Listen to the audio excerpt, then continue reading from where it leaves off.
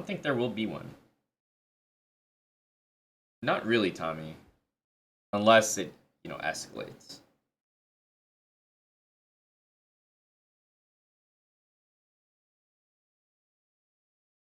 Yeah, I think it does happen, Basmaniac, but maybe like, I don't know, 1 in every 1,000 cases or something where you get dinged and banned for playing like an obscure opening and winning with it, like very obscure.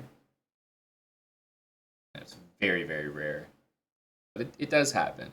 However, at the GM level, with the GM title on your account, the threshold for that happening is like astronomical. Like, obviously, that wouldn't be the reason.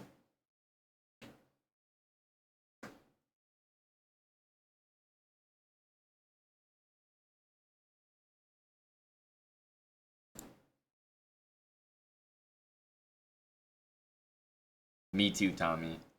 I trust the guy that's violated that very policy in this chair. That's where I stand.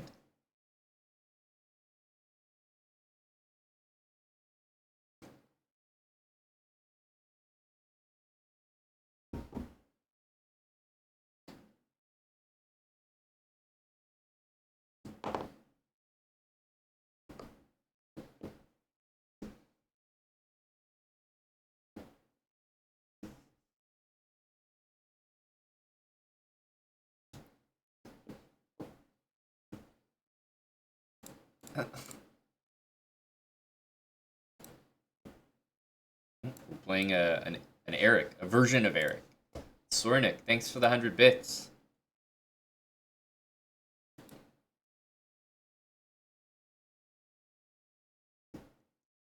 Thank you, Daryl. Appreciate it, sir.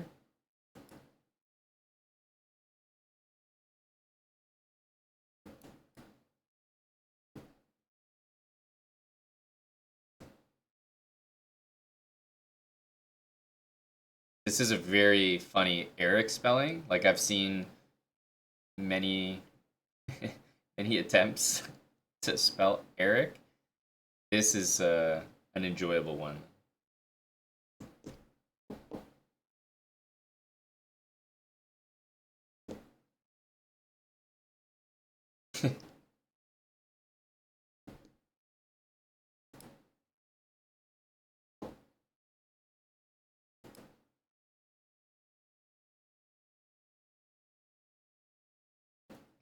ERRYK. Eric.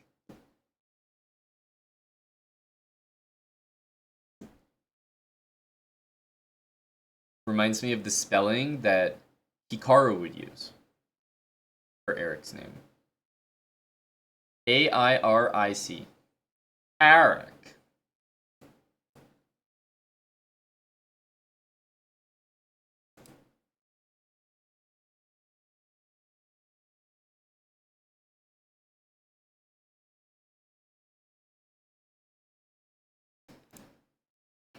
Wow.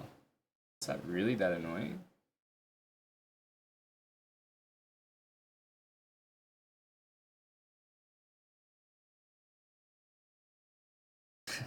Crazy.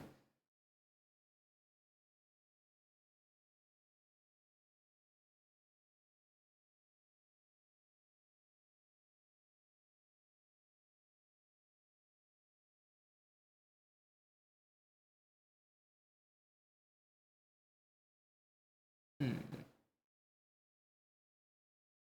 Maybe we can play maybe we can play a suspicious move.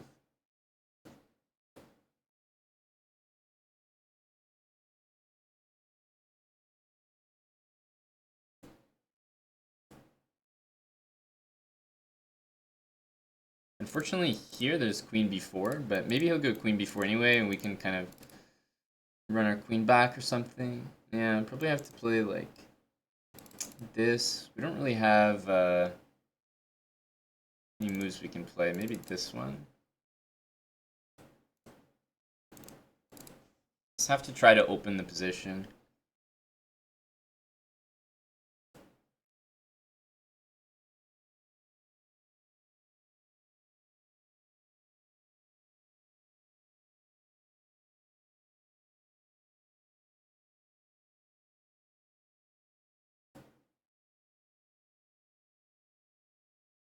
It's the classic case of like, I should put the queen maybe somewhere else so that we maintain this threat.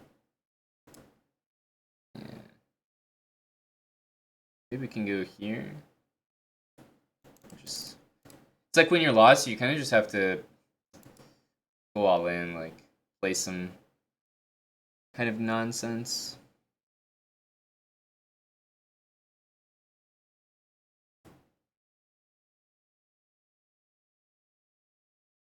It's like I'll just keep sacking until I run out of pieces, basically. Queen takes f2. It's mate though. That's annoying. Checkmate is frustrating.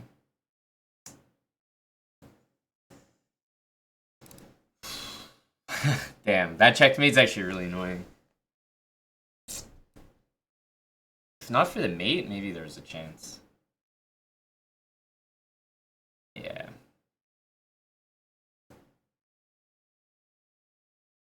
We're out of pieces at a time.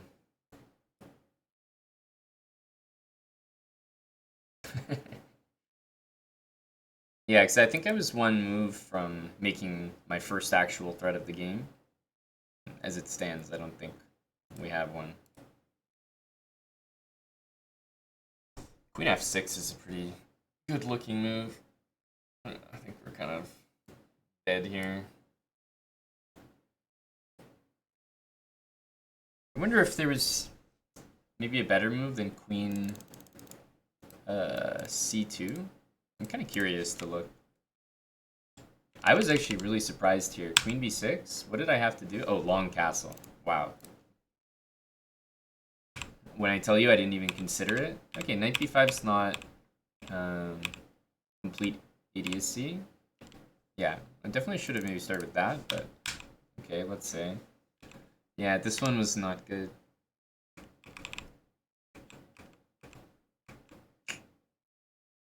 Yeah, I mean, I can play bishop e3, but then I'm closing the rook, and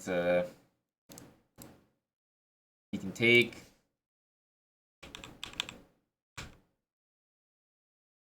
Yeah. No, there actually just isn't anything there. Not even a better try. I feel like I did everything we could. Queen c4 I was kind of liking a little bit more, though.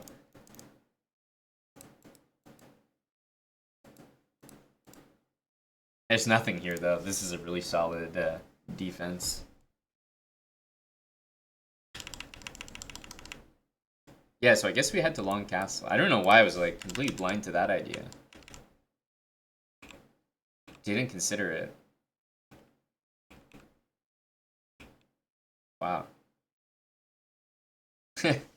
Long castle's necessary here. I mean, my position's definitely not good having to long castle, but it didn't even come to my mind. Alan N. Chess, thanks for the 70 months. Thank you, Alan. Appreciate the prime. And that's 70, so we know you're a loyal member. Edwig, thanks for the year, man. Welcome. Welcome back.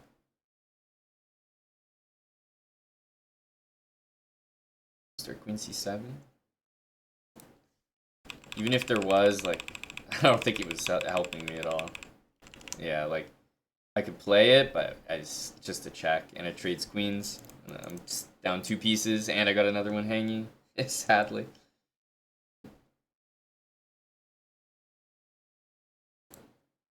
Damn. We'll have to cop a rematch against Eric. I would have rematched him, but I was actually curious to look at it.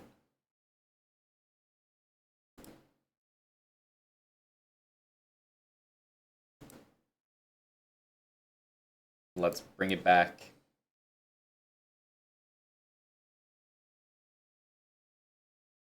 Miha, thanks for the 41 months with Prime.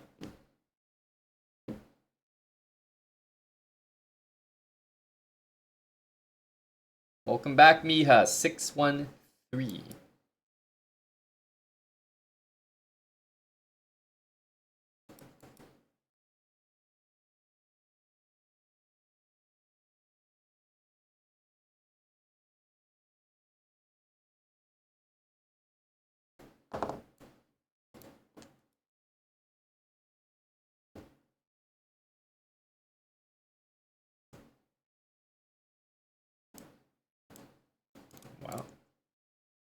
think I've seen that one before. It's kind of an interesting move.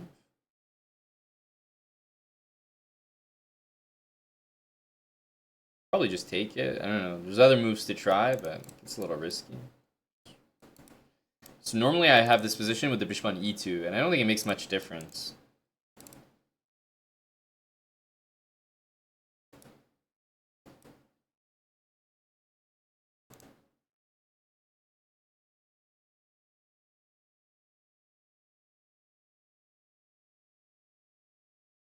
Okay. I thought I wanted to castle this way. Now, of course, I'm going to be reevaluating. But this bishop, I don't know, seems weird there. Maybe I should have played c5. Okay, so he's going to put the bishop back over here. Oh, he's going to leave it there. Okay, all very strange. Let's go here. King c7, rook d8, knight b8. Yeah. I think here we just go there. Takes, rook d6, back, rook d1, knight b8. Okay.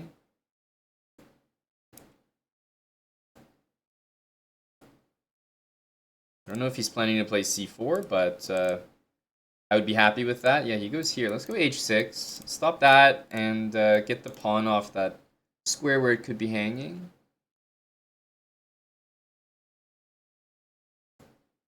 I feel like this is perhaps fast approaching.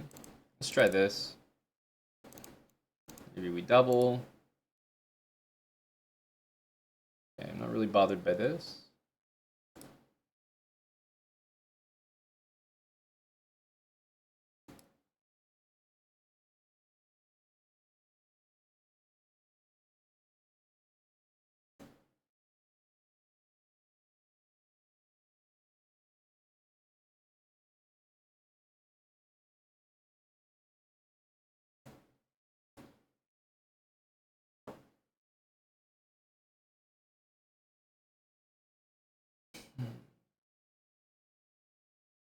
Let's go here. I'm going to throw that in, honestly.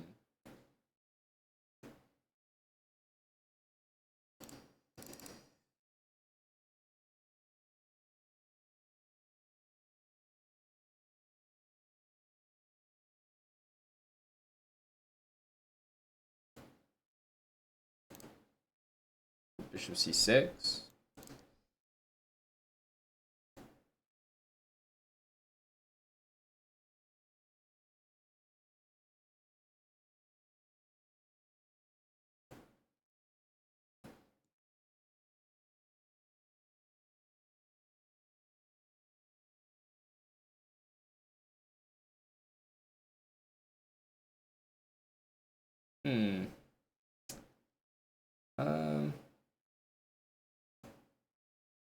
Guess we'll just do this.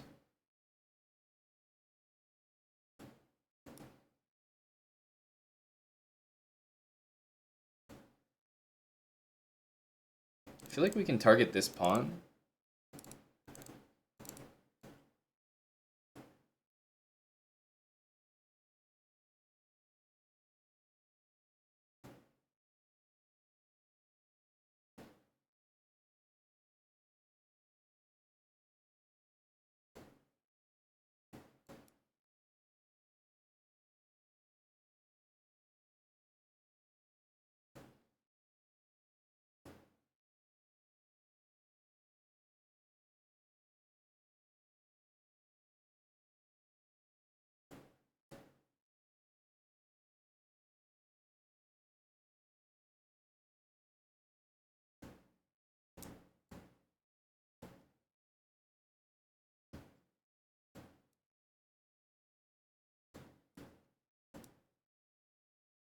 He took. What? Inexplicable move.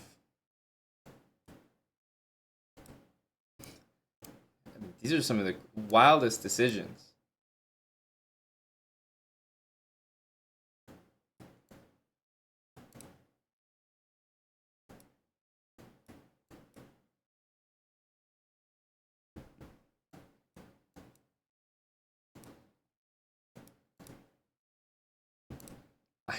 Cannot explain them.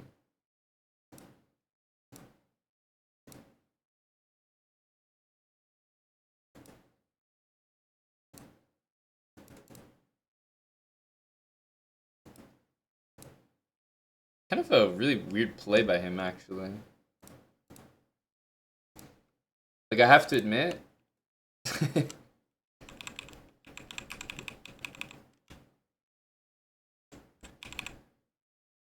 I just don't know. How could you take?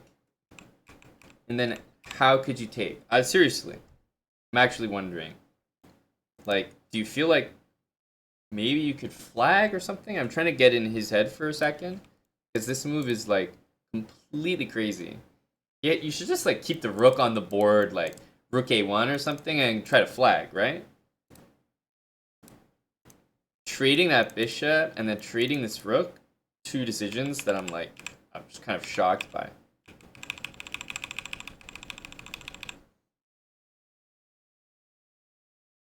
The Hive of Eric's rejects him.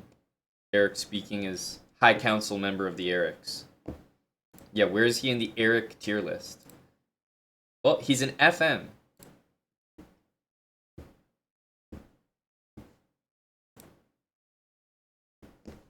It says in his profile, so it must be true. Eric the FM.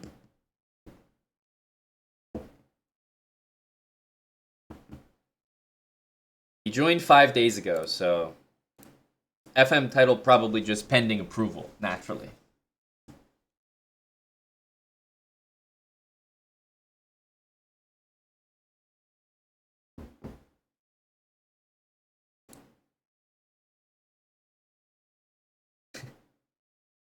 A fish.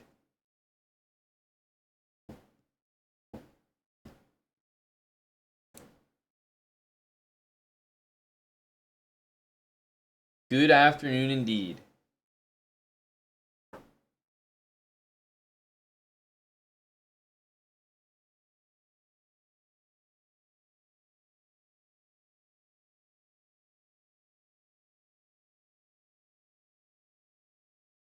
Thanks, Jack.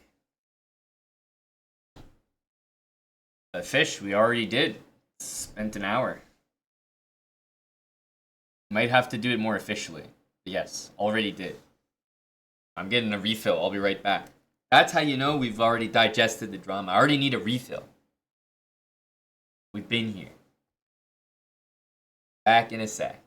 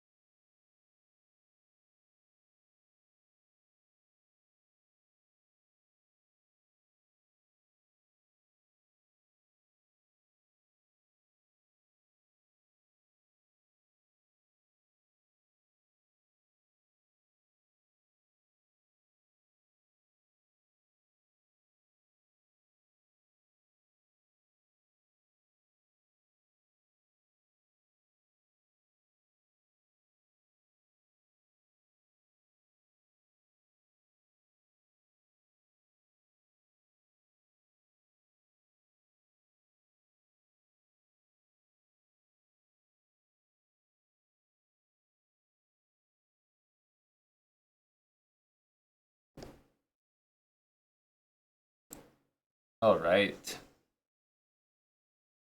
Fish, you're in time though. Although you missed the drama, you're in time for the coaching session. I think we're gonna do a bit more work with Mac today. You guys didn't know or you weren't around last time. I've been working with a NFL player named Mack Hollins who's competing in the upcoming chess.com event, the Blitz Champs event. So I think we're gonna jump into a little session right now. We had it around this time earlier this week.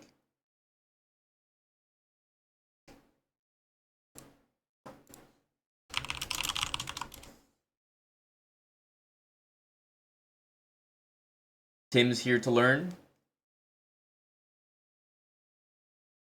Yeah, the drama's done.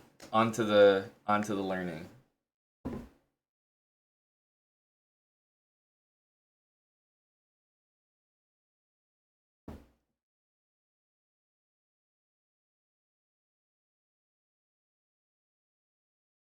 Okay.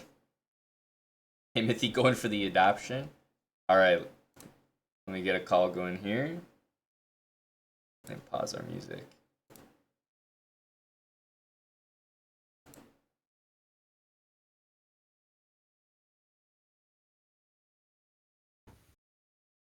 Yo, Hey, what's up, Mac? nothing much, man. How are you? Doing well, buddy. Doing well. Let me get There we us all go. set up here with the cams and whatnot.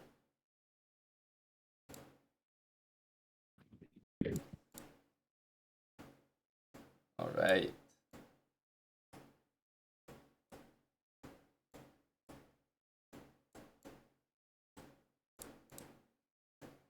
Yo, so what's been up, man? How have you been this week? Been good, dude. Trying to implement the stuff that you've been saying. Definitely have some questions on kind of some different responses when it's not like that perfect response that Yeah. we It's not know. always gonna be exactly like we draw it up. Yeah, I'm 4-0 in the locker room. I had Oh, a chessboard and everything got delivered today in the locker room, so I'm 4-0. So that's great. feeling good, feeling good. Played 3-minute games too, just so I could get some free practice out of the guys. So who plays in the locker room? Um, Really, whoever thinks they've ever played chess before will just jump on. Um, I think, like, out of the guys that I played that I've actually played, Chase Claypool and Andy Isabella, they've clearly played chess before and are pretty good. Yep. Uh, and then I played some other guys that were like, so how do you move the knight again? Uh, What's this one oh, I called? thought the queen could only do this. I'm like, yes, free wins, just good confidence. This is good ahead of the event, undefeated in the locker room. Yeah, yeah. This is my competition, so I'm basically already ahead of everybody Well, else. that's what So. I was gonna say. Is like that's a good indication of the type of guys that you might match up against. Right, So that's right. good. So yes, we're gonna keep it rolling. I'm sure more guys will find out about it. Maybe the good players will come out of the woodworks in the locker room and give you some good competition before the event. Yeah. They kind of want to see you get to like 6-7-0 in the locker room before they take you seriously. Yeah, like let's see if this guy's really about it. He's new on the team. He might just be bluffing. Well, not to bring up maybe some tough memories, but the viewer tournament that wasn't a 4-0 for you last time. The what would you think of the guys that you played? It was a lot of fun. Like I was telling you, like I've never played that long of chess games just continuously, hmm and it definitely showed because I think I started off like 3-2 or something like that. Won 3 out of the first 5. I think I beat what, like a 1600 level, Yep, maybe a 1500 level, and that's right. then I don't know if I won a game after that. I think I finished like 3 out of 11 games, um, and just was making bad mistakes and not thinking through stuff and just kind of getting fatigued, I guess. So it was great, and had fun doing it though. Was like super exciting. Nice, man. Yeah, for those that don't know, like obviously we have our viewer tournament every Tuesday, and Mac jumped in for some games, which would be great warm up and good practice for him ahead of his event. And Yeah, like I was just getting so hyped watching the initial couple games. Like you took down 14, 1500, took down like a 1650 almost, and then it was mainly just stamina. It felt like just never having maybe done a session where you played that many games in a row. I was Yeah. impressed by your speed, man. On the touchpad, because I assumed that you were still on the touchpad. You were Yeah. still keeping up at the end. Yeah, they got tough. Like anytime I get inside of 20 seconds, I mean the hands start really sweating trying to move this touchpad like as quick as possible. Like it gets a little hectic. So early on, how many pre moves can I put on here to save that time on the back end? Yep. But yeah, it's definitely it's. I mean, even going back to because I have the board in the locker room now, it's so different between the phone, the computer, and the board. Just playing and how you see the board, and I'm noticing that like there's a big difference. Yep. And I can definitely see that. You're reminding me as I'm talking about the touchpad here that I'm just on the other monitor here, and I'm gonna send you a link to a mouse to get. Oh yeah, appreciate it. Gotta get you set up with that. You know, it's Yeah, I gotta give necessary. myself the best chance. But I thought the games that you played would be, plus you played some others as well, but I thought they'd be a great place to start and go over. But you mentioned that maybe you had Definitely. like a few pointed or specific questions about like maybe a game you played where you're like, I swear we kind of talked about this a little, but when I tried it here, like it just didn't work. So maybe we could, Yeah. if you have like specific things, we could start with those. Otherwise, I was probably gonna look at the games you played in the tournament. I guess we'll start with this and then we'll go to the tournament. The games where I like I'll start off E4 and they go with C5, I think is the response we talked about.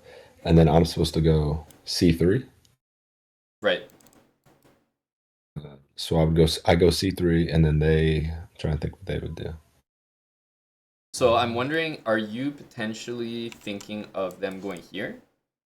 Yeah, that's where they go. Okay, yeah, because And then I actually saw a few of your games where they were going here. Now, just to start, this is definitely a different opening than this.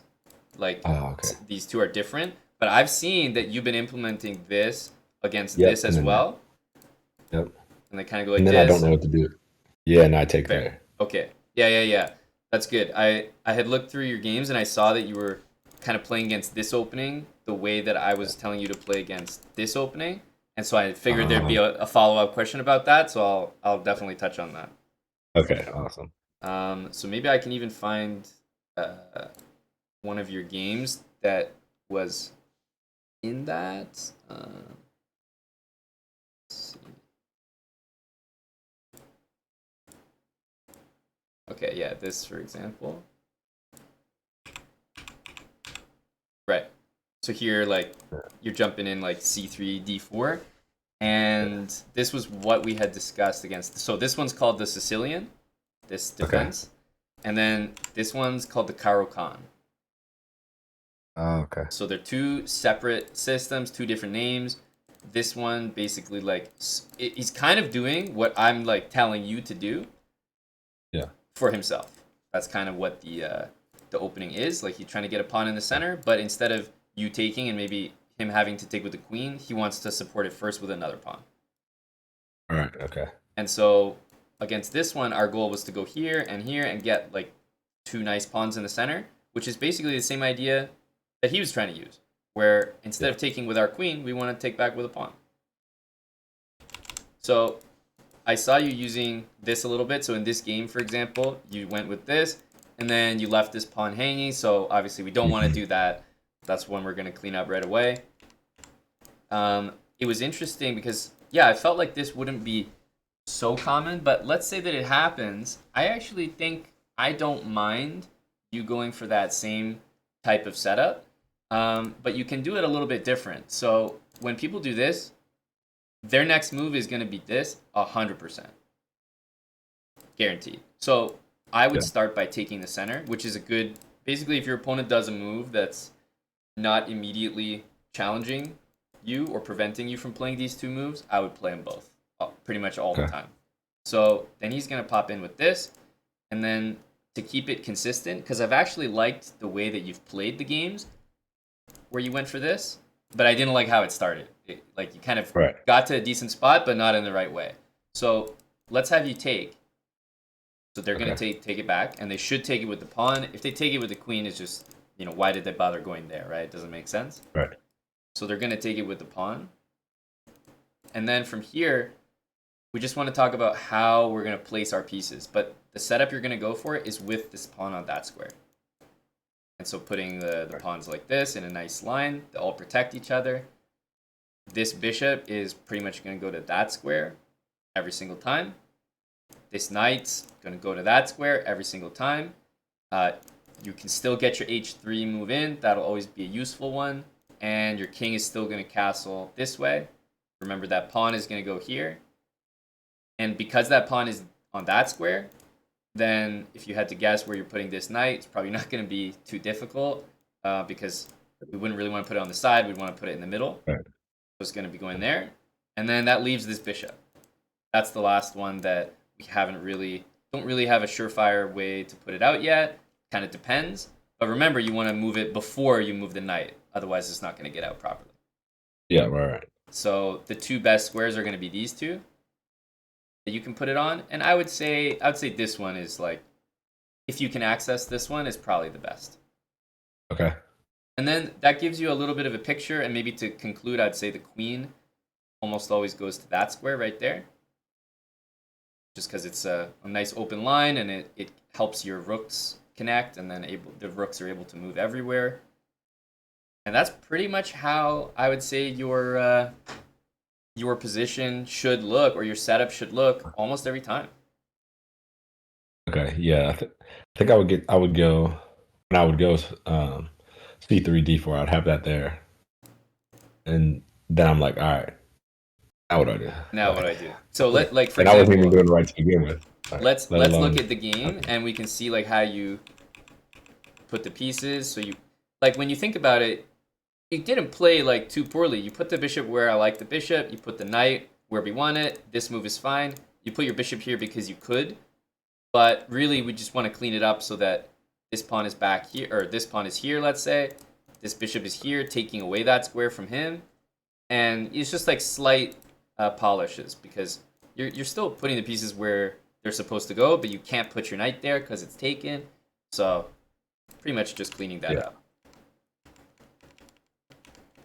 So start with the two center pawns, take right away, and then if you want my suggestion for like a really interesting way to play that might bother some people, black plays this opening like this, and the whole point of the entire opening is that they want to take this bishop and they want to put it out here. Because before they close in that bishop to open up this one, they want to get it on the outside of that pawn. Right. And they don't really want to play this. Let's say you played this, that's a pretty bad move. Because now you have two open bishops and he's got one. So they almost always want to take this bishop and bring it out somewhere here. Now you'll notice your queen is watching over that square, but nothing's watching over that square. So what I like to do and what I recommend is just be the first guy here. So just take it away from him so you get that diagonal for yourself. And we remembered that's where I was talking about putting the bishop anyway. So nothing nothing out of the ordinary for you. Okay. So bishop here, and just for the next couple moves, remember the setup of the moves that I was just talking about? That's still where we're going to put everything, but the order in which we're going to do it is going to be a little bit reacting to what move he does. So for example, if they bring the knight here and attack our pawn, give me like a couple moves that you'd play here. Either C3 or G3. Or F3. Sorry, knight F3. Yeah, knight F3. Perfect. So one of those two moves. And between those two moves, I'm going to recommend this one because it still stops him from putting his bishop there. Yeah. Okay, so he attacks your pawn, you defend it. You also know that this is exactly how you wanted your pawns to look anyway. Now, maybe he brings his knight out because he's like, oh, I want to support my bishop to that square. Yeah. Now, you could continue like normal, but my recommendation is play the moves a little bit out of order. Exactly. Take that away from him. Meanwhile, you got this, taking that away from him. And most of the time, people are going to be pretty discouraged here that they can't get their bishop out, and they're just going to like concede and go here. And I would say like probably most guys in the competition are not going to work like too hard to get their pieces out. They're just going to like, if they play this opening, they're probably going to be like, oh, try to get my bishop there. If I can't, then whatever, I'll just develop. Yeah. So if they go here, now you still want to put all your pieces on those best squares. So here, which one would you go with next? I'll bring the knight out, f3. Yep. And you know you can't bring this knight out, and you know you can't castle until this knight moves. So you're kind of limited. The two moves I would consider here would be number one, but then also number two. Bishop. And the reason that this one could be a priority is that he could maybe do the same thing to you about taking that square. Now, you still have this square available, but this one is much better. Okay. Because what we don't want to do is bring this bishop out and take this knight. And I mentioned that because I've seen you do that in a lot of your games where you'll take one of the bishops, you'll put him out here, and you'll just grab the knight, and it's almost always a bad idea. Yeah. It's just kind of a lazy, like, I got this worth 3 points, let me take that worth 3 points. It's simplified. Yeah, like I do that a good bit. I'm like, all right, not sure what else to do. I'll just take this. I get it. But if we're really being precise, it's like, he attacks this, let's save it with the pawn instead of with the knight, because then the bishop could come here. Yep. If he brings the knight out to support that square, we're going with that one. As soon as he plays this move, we're going with that one. And then he might go here, for example. You're happy to trade that. That's fine. Your bishop is going to be a lot better than his.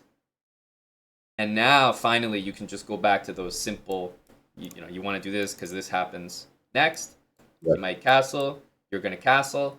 And then from here, all your pieces kind of reach the same squares we've talked about. The knight's going to come here. And the knight out. Yeah. The rook's going to come into the middle. We talked about the queen going to that square, and those would all be perfect moves.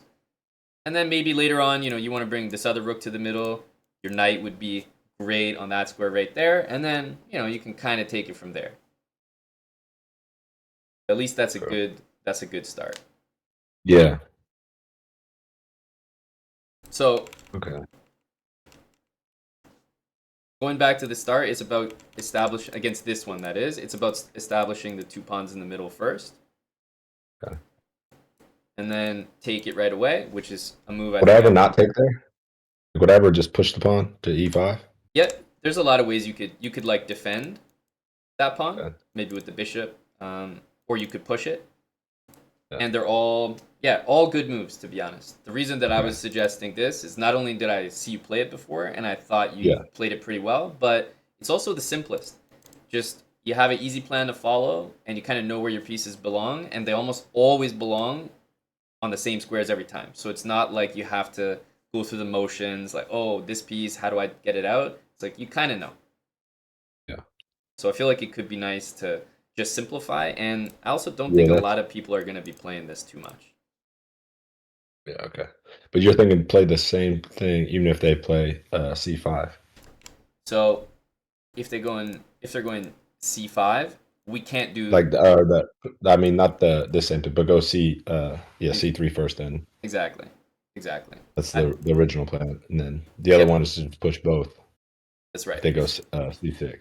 Basically, you're basing your reaction off whether or not you're allowed to do this move next. Okay. Because that's the goal. I can do it. If not, no. If you can just go pawn right in the center, that's the best idea always. Yeah. And so if he stops you with something like this, then that's your cue to remember, like, okay, because I can't go there straight away, let me support that pawn and make it happen. Right. Okay. So this was the one I was actually telling you about initially. I think you saw a lot of this move in our viewer tournament. I'm not sure like how much of it you're going to see in general, so I was just mentioning like as a quick idea that this would be something to try in case you saw it again. But then it ended up that you saw this a bunch and you still went for this, which is actually okay. And so that's why I came up with the idea to just turn it into that other setup we just looked at, because you had been playing it anyway, but just change the move order a little bit to get things in the best possible way for you. Yeah. And take that square. It's still enough everybody in the same spots. Exactly. Right, yeah. So yeah, that was against this one, which is the Caro-Kann. We can look a little bit at c5, but were there any other like openings that you were like you were playing and you just had no idea against? Well, I wasn't moving first. I was playing the black, or no, I guess sometimes when I play white as well, they'll go either G6 or B6. Yep. I see that a lot, and I just kind of just continue to play. Like, I know they want to get that bishop out, but I just kind of continue to play. Usually I'll just go D4. Yeah, Uh, so same rule should apply that if they don't challenge you with these two moves, play them. yeah, Yeah, play them, and then yeah, I guess a good way to set things up here is, I mean, I think you're kind of familiar that your knight always wants to get there.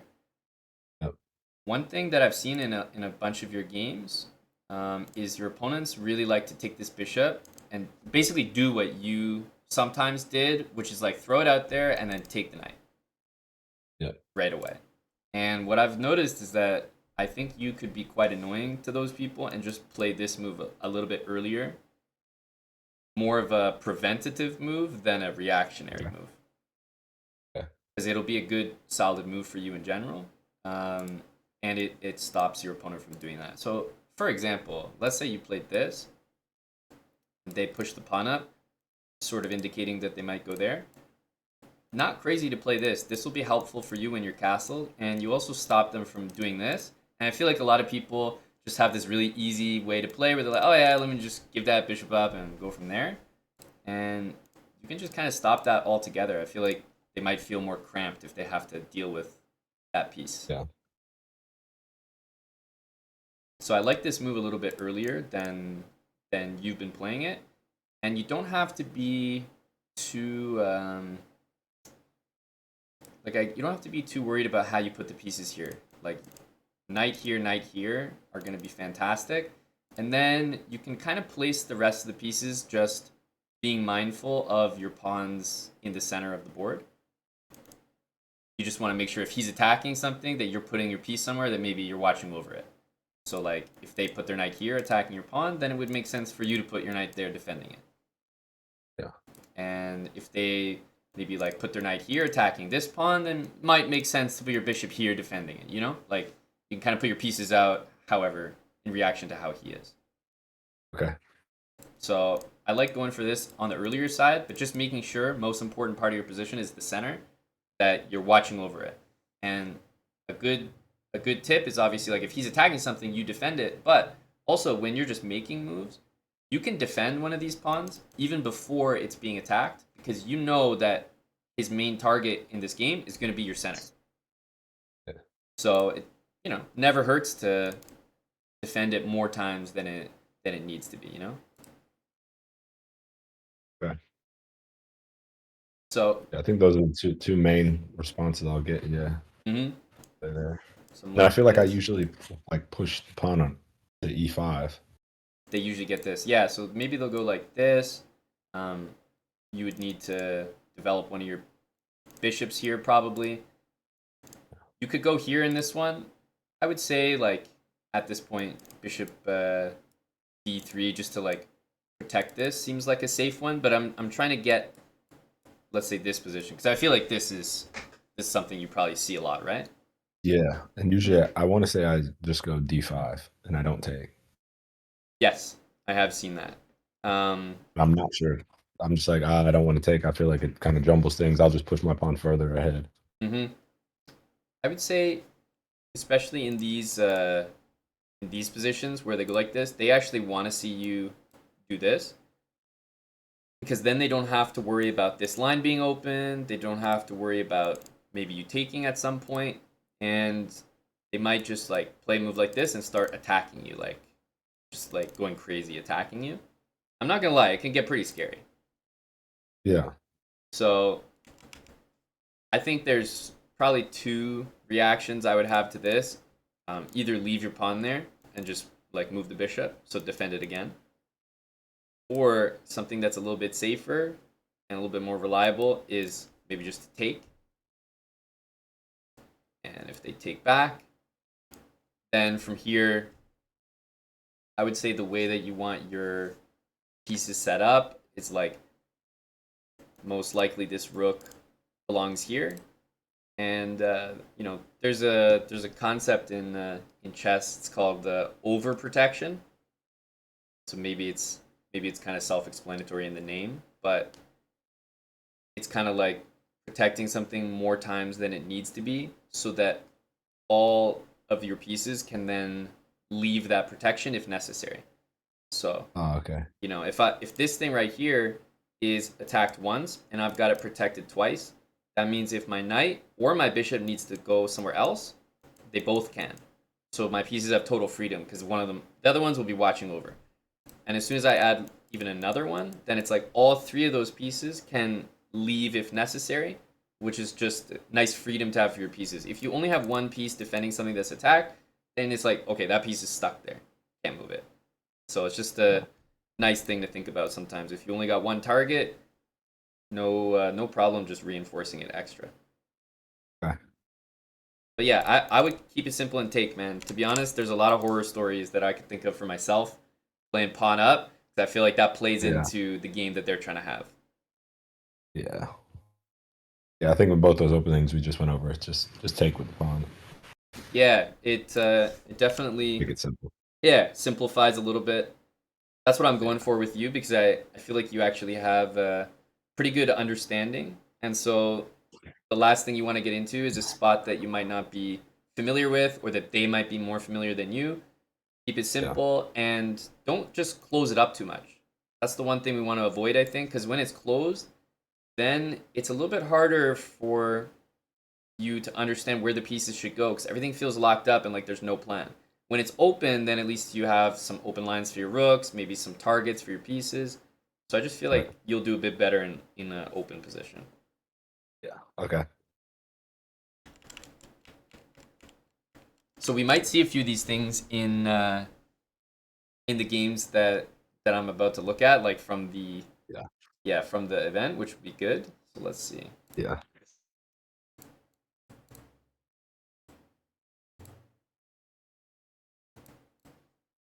Okay, so these were all the 3-1.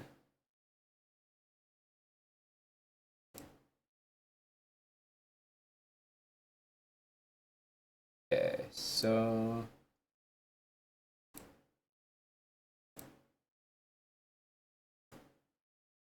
here we go.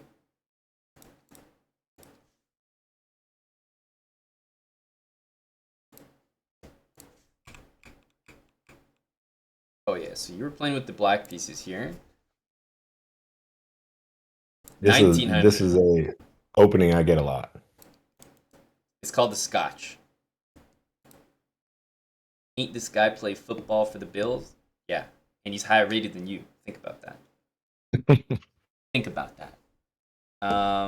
Yeah, it's called the Scotch. It's very popular, and it wouldn't surprise me if um, this is how people would play against you in the tournament, because E45, like, this is just the quickest way to get a nice open game. And if you think about how it could happen if everything gets traded, like, it's kind of a nice position for white. The queen is like looking pretty menacing, and you don't have any way to attack it right away. So honestly, this is probably a good one to look at here. Yeah. So let's first of all see what you did in the game. Okay, D5. Damn, I like it. I mean, I don't like it, but I like it. Because you actually got a really good position.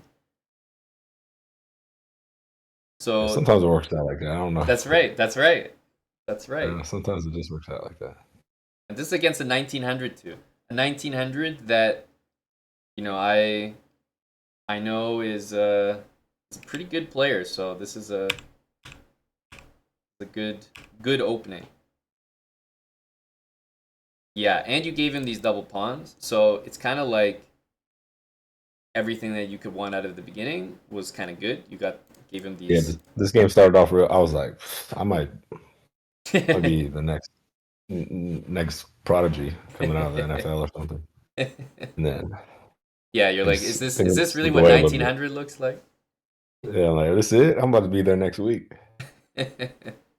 So, fun fact about your opponent here, he has actually competed in a unique format called chess boxing. It's boxing. Love it. That's like Yep. oh, I've seen that. They box during the break and then they fight.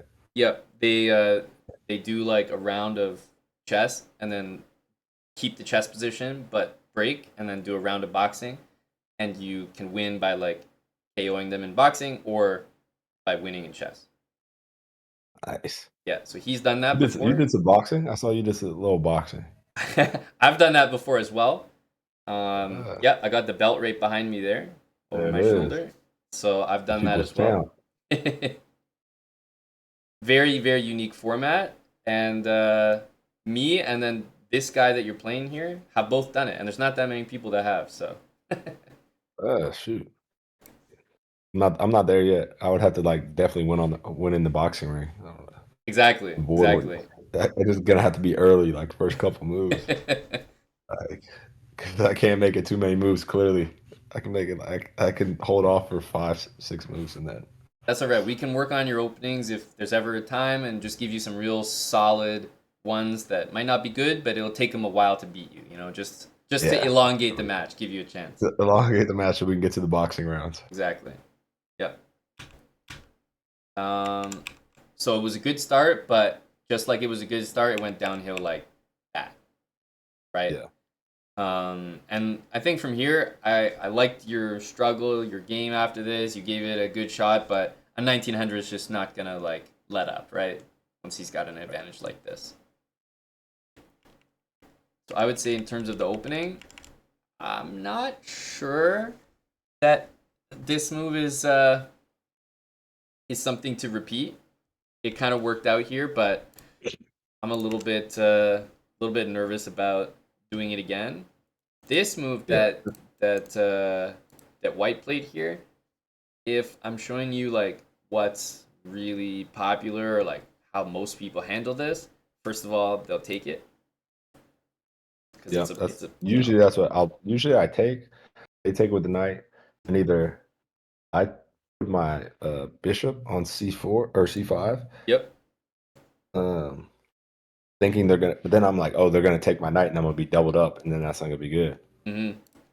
Because if I get doubled up, then I push the pawn to d5, hoping that they take with their pawn, so I can get undoubled up. Right. Uh, Exactly. And so the there's reason I actually just pushed a the pawn to d5 was just like I wanted to avoid all that. I was like, I'll just try something new with d5. that's fair, honestly. Um, it's annoying how logical it was when you explained it, and yet still how like a chess engine or like a computer is gonna be like, nah, screw all that, like it's garbage. Because it makes sense. I know Terrible what you're move. saying. I know what you're saying. Whole bars on the other side. I'm like, Exactly. That's how it is I'm these trash. days. Um, Yeah. takes, knight takes. If you want a like a fancy looking move, then you can do this. And after they take your Yeah. knight, instead of taking it back and doubling up right away, you can take your queen and actually move it out here, which is a pretty creative move because you're threatening to end the game, checkmate. Yeah. And they can't actually move their knight in a way that saves checkmate. Like if they go here, you could just take it. Right. That's for free. And if they guard this somehow, then you can take the knight after. Just take the knight back. Oh, okay. So, funny enough, when you move the queen here, even though it looks like you didn't want to double up, and maybe you're planning this, you're actually not. You're actually planning to still double up, Okay. which is okay. So queen here, if they're playing like a real good move here, they're probably gonna take their queen and move it to one of these squares because they just have to guard this. Like there's not really any other good way for them to guard it. If they Right. put their bishop here, for example, you'll take it happily, and look, they've got these terrible pawns that we've been talking about, Right. With nothing next to him. and just take this knight back. Probably the only thing you need to know is like when you take this knight back, it looks weird, but you're gonna be taking this way. Oh, okay. That's a new one. Yeah, that's definitely a new one. I would have definitely taken the one pawn on b7. Yeah, because then you can go here, right? And like undouble later. Yep. No, the reason you're taking like this is so that your bishop can develop and so that you can get pretty quick pressure on the open file. Okay. So if I was telling you how your pieces would look over the next 5+ moves, I would say this, this, this. So the knight kind of like circles around the queen and then it has access to a lot of nice squares there. Your king would castle this way or this way. It's up to you. Depending on the position, I think it's a lot safer to go this way, so I'll keep it at this for now. But when you castle this way, this rook jumps right to the middle, which is where you want it, so that's why it is an option to go this way as well. But I'll say keep it simple. The king goes over here, and so you get a position that kind of looks like this.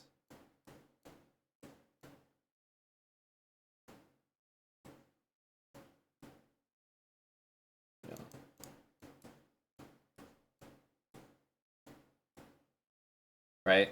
And then like you might want this pawn up here, this rook here, this rook here. It's pretty obvious where your rooks go. And, you know, position kind of looks like this. That's the point. The other way to do it would be just to have the king the other way. And honestly, just depends how comfortable you feel doing this. A lot of the time, this is actually a really nice move because it brings your rook to the middle all in one move. But like I said, it's real safe to just like keep making that decision of going that way. So kind of up to you, but this is how I would put the pieces afterwards. Eventually get to there. Look, it would look something like that. So that's just like a a quick idea against this. After that to go here. To be honest, a lot of people will maybe just guard the knight instead of doing all that. If I've judged your chess correctly, I think you like to play with the queens off, like you like to get the trades going. Yeah, I feel like I'd rather play if we can get to the end game. I think that's when I have my best chance. So if that were the case, then if somebody did this, you could like take it and move the queen here. All right, and then just like an invitation for them to trade it off and go to the end game. Okay. So this is an idea. If they move the pawn, like this. Yep. Yeah. Would you believe that the? I wonder if you can spot the next move. Keep the same theme in mind.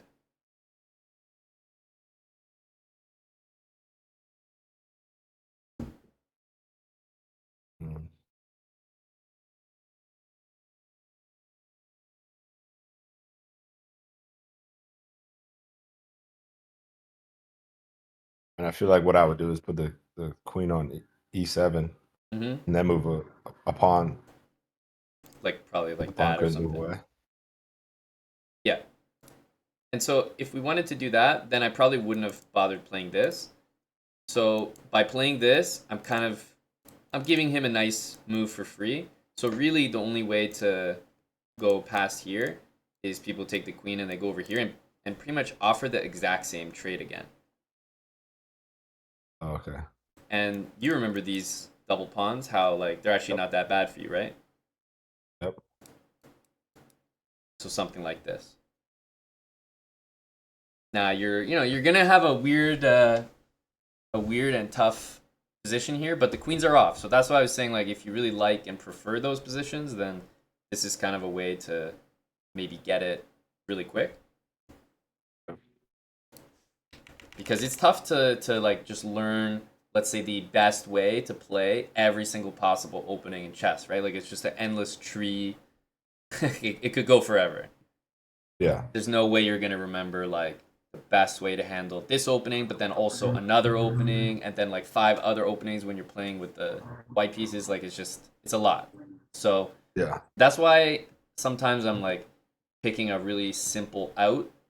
It might not be the best, but it's like, okay, we don't have time to learn every single opening to the maximum, so let's compromise here, get a nice, quick, easy to understand thing, and then move on to something else. Yeah. Okay.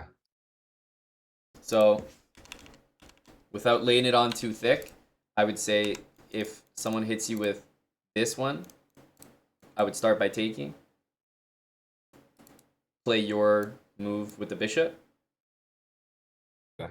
and then basically if your opponent makes a move other than what we've looked at, in general, you would kind of want to, put this pawn up, maybe bring this bishop back, this knight goes up, that pawn goes up, the king goes this way, right? All stuff that you're familiar with e4, e5, right? Yep. So just imagine like, they played this, it's kind of like you would set the End up position in the up. same spots. Yeah. Exactly. So that's why hopefully that's not too complicated. So you just kind of go for the same ideas, being very careful about that one and only thing, right? That one and only thing which can get you is sometimes this pin, and then when the knight comes in, right, and doubles your pawns, that's the main thing to watch out for. Okay. So would I go h6 here? Yeah, They end so up there? exactly. You could play like this pawn up, then you could play this pawn up, and then the knight out, just so you're not worried about it. Yep, that's a decent option. Awesome. Okay. And that's if they're like, basically if they do something that we haven't looked at, that's pretty much what you want to do. Okay. And then if it is something that we looked at, maybe with the bishop, then you could try to just take everything and try to trade the queens. And if he takes, that you're just happy here, nice and easy game. Yeah, like I feel good. I feel good there. Yeah, and if he's like real stubborn like this, then go the other side. Yeah, and the reason that this kind of forces the queens is that you're hitting this pawn and this queen. And to be honest, if they don't take you, they can go here, but you'll get your knight out this way. You'll bring your king to safety, and you'll just play this move to make sure you get your bishop out and also get rid of his pawn in the center. But that's pretty much it. Right. Honestly, it's a pretty easy game here, especially because he just took his, best square for his knight. Yeah. So that's why I was like, yeah, he's probably going to take you. And then I feel like this isn't the greatest position, but point is you've got the queens off. And if I was to give you like one like last tip about this position, it's get rid of this pawn because it'll help the rest of your pieces. And I would get rid of that not like this because these pawns are real bad.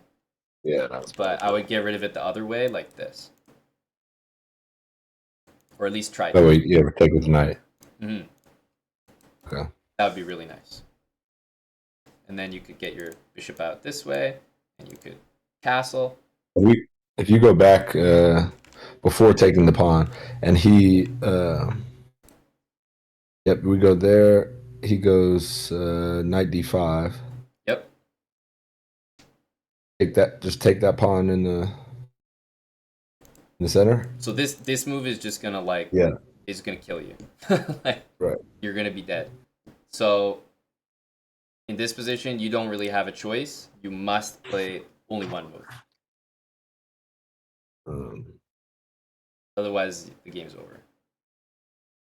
Right, do knight d or king to the d8 square. Exactly. Okay. And the reason that I'm telling you all this stuff is like I hate going like more and more depth because it's like way too much to remember. But some things like if you don't know them, like you're just kind of dead in a position, so they're kind of important. And here you've already looked at maybe the only dangerous idea, and that's to hit that pawn. And you just have to feel a little bit safe or not that scared about moving the king over because it's a temporary thing. And remember, you're about to win a pawn, so what? If he takes you, you can come out with the knight. If he takes you again, you take back, and you've got your position where you've got your rook coming to the middle, you're hitting one of his pawns here, you can get your bishop out in a move here, and at least you're playing an endgame, which is kind of the goal. Yeah. And in the worst case, if he like wants to keep the pawn there, I trust you in this position. Like your knight has to develop, you can't go there. It's like, oh, okay, well I'll go here. Trade him off and no problem. I feel like Right. you Okay. you do really well in these endgame positions from what I've seen Yeah. from you. Is there a point with enough pieces gone where I wouldn't bring? Like, obviously, I can't castle anymore.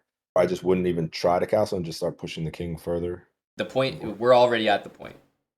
Oh, we're at that point. Yeah, Okay. yeah. Even though we've gone here, I wouldn't try to artificially like get my king there. I would Yeah. Okay. try to trade my knight and just be happy with my king here or here or here, like somewhere in the center, which will actually Okay. give you the leg up in an endgame Right. because Okay. you'll be there ahead of time. Yeah. So yeah, great question. You're gonna have to play this weird looking move, but basically this pawn you want to eliminate it with that, and that's about it. Okay. So I feel like we'll leave it there for this because, and Yeah. the reason I am mentioning it is I actually think it's quite likely that we see something like this. If I had to make a prediction, one of the easiest Yeah. things to show someone in chess would be like, okay, king's pawn up, knight out, they're gonna do this, and then just go here. Because they've got to take you, you take back. You know, it's just such an easy thing to show someone, and that's why I'm like spending a bit more time. Okay. So yeah, bring the bishop out, and you remember that little trick Yeah. here The with queen. the The queen move. Yeah. I like that move. That's yeah, yeah, and then don't be that afraid to position was a double very. up. I guess you said that's a scotch. It's the Scotch. Yeah, as soon as they play Yeah. That d4, it's was called the Scotch. stress would always stress me out. I'm like, all right, how am I going to do it? And then I'd end up making bad moves like the E5 move. I was like, oh, well, I'll just try something new. But the thing is, like, you're playing this move and still not even getting a bad opening against the 1900s. So it's a like I can tell that you can play well, but sometimes I feel like the opening would be too bad that you could get such a bad position you couldn't come back from. So all we're really doing is just tidying up the beginning moves. Right.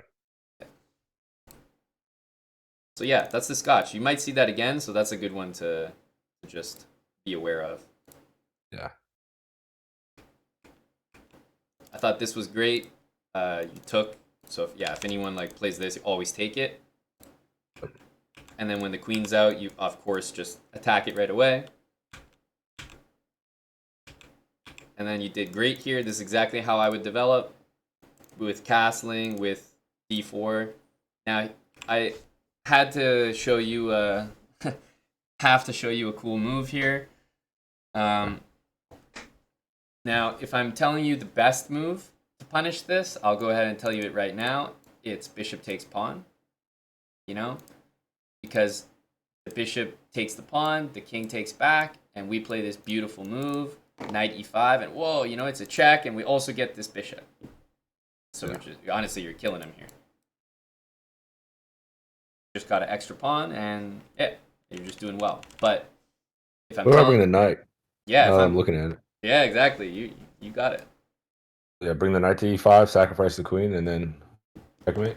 So this is the one we're doing. Like, I will never advise you to do this when this move is available. Not only is it way cooler, but it's just like the shock value of doing this is worth a lot. Yeah. And the threat's the exact same. So nice little trick is when people bring their bishop out early. If your bishop's here, be on the lookout for that tactic because it might be there a lot. The most common thing in chess is to bring that bishop out before locking it in with this. Even though this is the safety move for that bishop, they're greedy, right? They want to get that bishop out first, and so you can punish them a lot of the time. Yeah. So that's a pretty sweet tactic to be aware of. And it means they can't really get away with this. So if you would play this instead, you see how much nicer your position is? Now you don't have to worry about that. Yeah. So that's a nice tactic. Had to show it to you. And then pretty much the only thing I would change is, this is just great, is, you see what you did? You just kind of like brought the bishop out and tuck. So that's what I mean. Those are the things we want to avoid. I see it in a lot of your openings. This bishop going here and taking is not a very, like, I don't know, not a very promising future. Like, you're not maximizing your pieces there. You have a nice advantage because he gave away his bishop for nothing. So I would hold on to the bishops. Right? They're valuable with just having them. And then the last thing, if we could manage it, would be maybe to try to get this pawn in the middle. So like if he doesn't play that and goes like this, instead of playing d3, which I know you like to do in the other one, if you have the option, remember, like d4, take a bit more space, control a bit more the center. That's a solid move. Yeah. Okay. And then yeah, castle, h3, That's, bishop to f4. Notice how I'm not really recommending like bishop out here, because if you do go bishop here, which is fine, what will happen is he'll go h6, and you should always like retreat, not just take right away. yeah. So if you're gonna put it out here, get the habit of keeping it, which is why I've just been recommending putting it here, so that you have it on the board regardless. Yeah. I kind of end up there either way. So I go to the next one and then retreat and then go do the full circle, basically. That's right, Basically exactly. ending up right where. Exactly, but start. it's not completely useless. We've seen a lot of cases, like especially trying to double those pawns, where it's pretty strong there. So don't think that this move is just useless, but it should be about keeping the pressure and maybe ending up here anyway. Yeah. Okay. So yeah, pretty much only thing I wanted to mention was that tactic is really nice to know. So anytime someone throws the bishop out, just have a look for that coordination, because you'd be surprised. Even in other positions, it might be there too. Yeah. Yeah. Yeah. Then yeah, this was a crazy game. This was the one that you managed to win in like unbelievable fashion. Yeah. Okay, so he went with the bishop.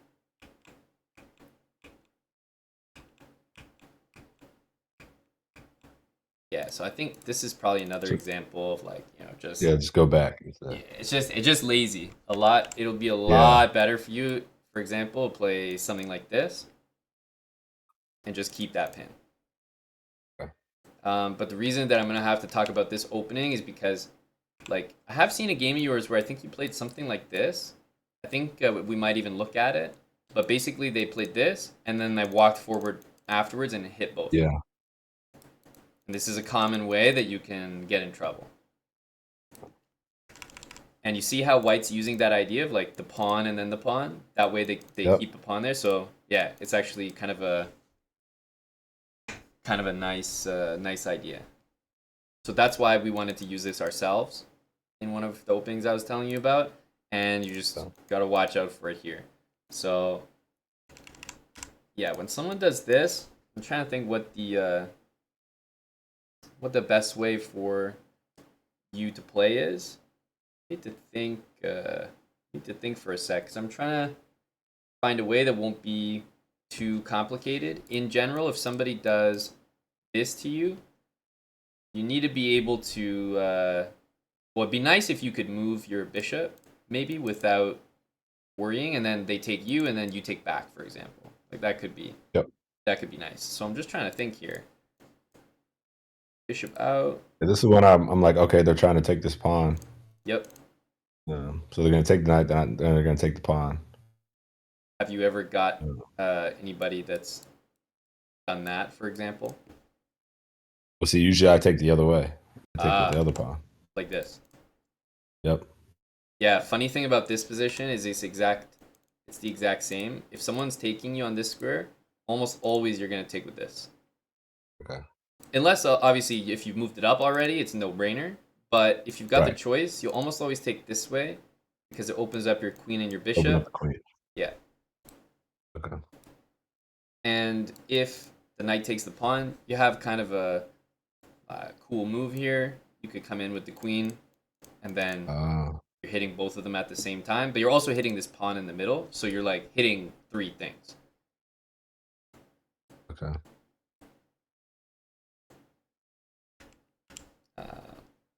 They go here to guard that and save the knight. Well, you can start by taking that. Yeah. And, just save your bishop next move it away, and then develop simple. Okay. So your bishop move is not the problem. Like, this is a fine idea. It's just, I'm trying to think in the future, like, here, he's going to go pawn c3 and d4, and we just got to make sure we're not losing a piece. Like, for example, if you go here, and then you go here, this is another way where you would be losing a piece. Right. And it's that same, like, thrust. c3, d4, and just basically catching you before you're ready to react. So that's why I'm thinking right now how we can try. There's obviously lots of ways to navigate this, but I'm trying to think of a way that's not going to be too heavy in terms of, make sure you remember this or you're screwed. Yeah. Well, let's start with one thing. After the bishop goes there, a nice way to react immediately is to just attack it. Because if he takes you, just keep in mind that same move. Go back to that move. Yeah. Yeah, exactly right. So, and of course, always taking this way to open up that move. Good. Most of the time, they're not gonna do it. They're gonna go here. And honestly, I would say probably the safest for now is after this to move the knight. Okay, so not b5. Like I feel like I typically, if it's not kingside, I'll go b5. B5 is going to be a fine move. I'm debating in my head whether to recommend it, because obviously they're going to go here, and it can be a good or a bad thing having it up there. I feel like it could be more of a bad thing than a good thing, so I'm kind of staying away from recommending it. And then I feel like the pawn on c7 just gets left behind, because then I eventually push the one on d7, and the pawn on c7 is stuck behind this knight. Mm-hmm. Yeah, like you wish that it could just be there. Yeah, it's like skip through the knight somehow. Yeah, literally after this, there's a whole concept that black plays where they move the knight just to move the pawn, and then they move it back. So what you're describing, someone else felt that as well. Okay. Let's say we stay away from it for now, and we just move the knight out. You're attacking their pawn. I think it's kind of a fake threat to take it, because it's like really scary if you do. But a lot of people, I feel like, in the tournament would probably just defend it. And as soon as you see a move like this, you're kind of like, okay, nice. Because now they can't move their pawn there. Yep. So it's much less scary for you. So that's why this is always a great thing to see. A lot of lower rated players are just going to develop the knights like that, which is why you don't have to worry about c3. And I truly feel it in your competition. You're not going to see a lot of guys that are like really prepared with like the best plans like this. So you're probably just going to see that. But let's say that doesn't happen and they castle like this. I think I would lean towards a real simple move like this. Bishop here. And the long and short of it is, if he takes your pawn and then takes here, takes your knight and then takes your pawn, then you just grab the pawn in the center. And I know it looks scary, but at this point, we just want to take and literally like move the knight back immediately and castle immediately. Like those are the next two moves no matter what. Okay. It's going to get scary, but castle if they don't attack your knight. If they do attack the knight, move it, but castle ASAP. And if they don't take it, and maybe they do kind of what we've been talking about, like set this and this up, then I want you to castle. Again, if they take your knight and take your pawn, you've always got their pawn hanging. Yep. So if they finally defend it like this, then at this point, I'll just keep it real simple and just put the pawn out here to watch this. And now your bishop is not out here getting like harassed by this. And let's say they play like pawn here, for example. There's going to be lots of things that you probably like should or shouldn't do, but I would say a decent response for you is going to be this. Get your bishop out to this square with the pin. And now at least you've got all your pieces out safely, kind of no big problems in the opening, and it's a position that I'd feel like pretty comfortable if you took it from here. So take like I would eventually be trying if they took my pawn on e5. Oh, yep. Take with the knight. So here I would take with the knight because it gets the knight away from here, and it sets up doubling his pawns. And then it's better to take with the knight if he doesn't move there. Yep. Yeah, it's better to take with the knight and then the bishop. I guess I'd move the bishop away when he takes with the pawn. Yeah, you remember where you'd move it to? back to e6. Let's say he did this. Yeah, e6. E6 is a great move. In fact, I don't think you'll make a mistake here, but we did talk a lot about putting the bishop here. Oh yeah. So that you could try to get a quick, like imagine your queen shows up here. Yep. Yeah. So this is usually a nice square, but honestly, this, like, it's all good. So it's not really a big deal.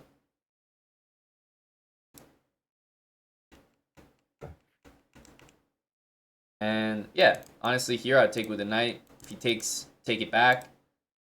At some point, if he plays here, in this particular position, you could take it, but I'll never, I'll be proud always if you play this and just keep the pressure. But in this particular position, because you're attacking this 2 times, if you take it and they take it, you could try to go after that. Just because it happens to be a free pawn. Yeah. But honestly, man, you don't have to make it that complicated. If you calculate that out, you're like, oh, I think there's a free pawn there, go for it. But if you listen to my advice and just go back, I'll always be happy with that. Yeah. And, it doesn't have to be perfect. Like, I think this position is just a little bit safer. I don't like you having that bishop out there because I feel like it's getting dinged with a lot of tactics. Yep. So I'm just trying to get you a safer position that you're not going to lose a piece guaranteed. And you just get to a middle game and go from there. Okay. And yeah, once you get here, if you had to think about like where you're gonna put the pieces next, honestly, at some point you probably will need to play this move just to kick the bishop, and then maybe bring your queen and bring your rooks to the middle, keep it nice and easy, pawn up to h6, like kind of the usual stuff. Okay. But yeah, I'm not too worried about this. I don't think a lot of people are gonna play it. As I said, if people play knight here, you're a lot safer. But in the e4, e5 positions, I think what you want to focus on is just knights here. Bishop doesn't need to be too ambitious. Sometimes you get punished more than it actually helps you to have the bishop out here. So we can keep it nice and easy and just play bishop e7. Yeah, I think I struggle with that. Like we talked about it yesterday, just moving the I was white, moving the queen to e1. Yeah, Like those little one square moves. I'm like, I can't waste. I'm wasting a move. like It's it not feels doing like a it's lot. not good enough. Like Yeah, like I right. need to be doing more. Exactly. 2 Like every squares move. move I should develop like this or something. Yeah, So yeah. maybe that's why white plays this move because it feels like they're doing the most. But Right. Like, oh yeah, we're making advancements. yep. And that's why, honestly, in this opening with the bishop, there's a perfectly reasonable, like, if against this move you play the move bishop e7, like this is totally reasonable too. All you do is bring the knight and castle, like so simple. But a lot of people like to bring the bishop out here, and sometimes it's good. But honestly, I've seen a few games of yours where you do this, and the same thing was kind of causing you Same trouble. thing. Yeah. So Anytime anybody moves to c3, I'm like, okay, I already know d4 is coming. exactly. I don't know how to counter it properly yet, but like, oh, I know it's coming, And that's what I'm in any games you've probably seen. It's like, Yep. kind So of caught in the same. I'm trying to get like rather than because I think it's actually tougher for me to show you how to keep your bishop on this square successfully. I think that's just a lot of like instruction and like specific things to remember. And I'd rather just pick something simpler where you don't have to worry about it because then you can put your energy into like the other parts of the game where I think you're better than these guys. Yeah. So if they put their bishop here, for example, instead of here, I would probably still recommend you go for like a similar kind of game and just put the bishop here. And the reason I'm going to recommend this is because if you play this, I don't know, has anyone, or have you even seen like this thing before? Yep. Yeah, I don't know. I find that just like we don't need to deal with it, basically. Yeah. It's That's usually why I popular move the one. bishop first. Because I've seen this and I'm like, I'll just move the bishop first. Smart.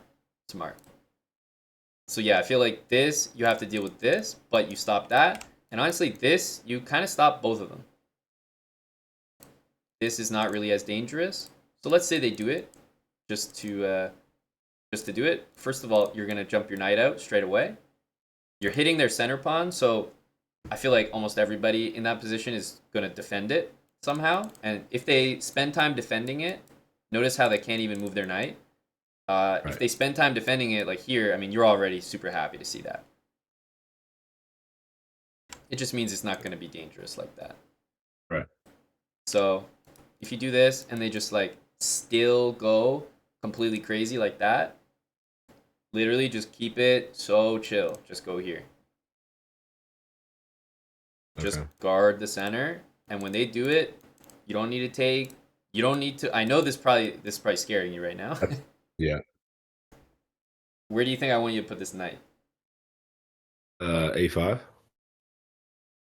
Decent move, not the best move. Is that surprising? I didn't want to go against the edge, but I also feel like when I go backwards. I mean, this sucks to go backwards. It never feels good, but your knight has much better prospects redeveloping here rather than here where they move the bishop and you're kind of in a dead end and they're actually going to win your knight.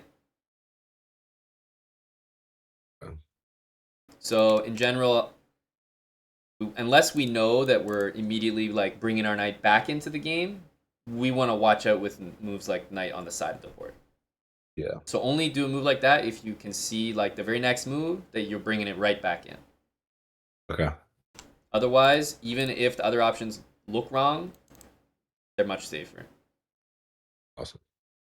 So you go here, and then you want a castle. Maybe you could play this move to loosen up the pawns a little bit. You could get your bishop out here. When they attack you, you'll take a step back.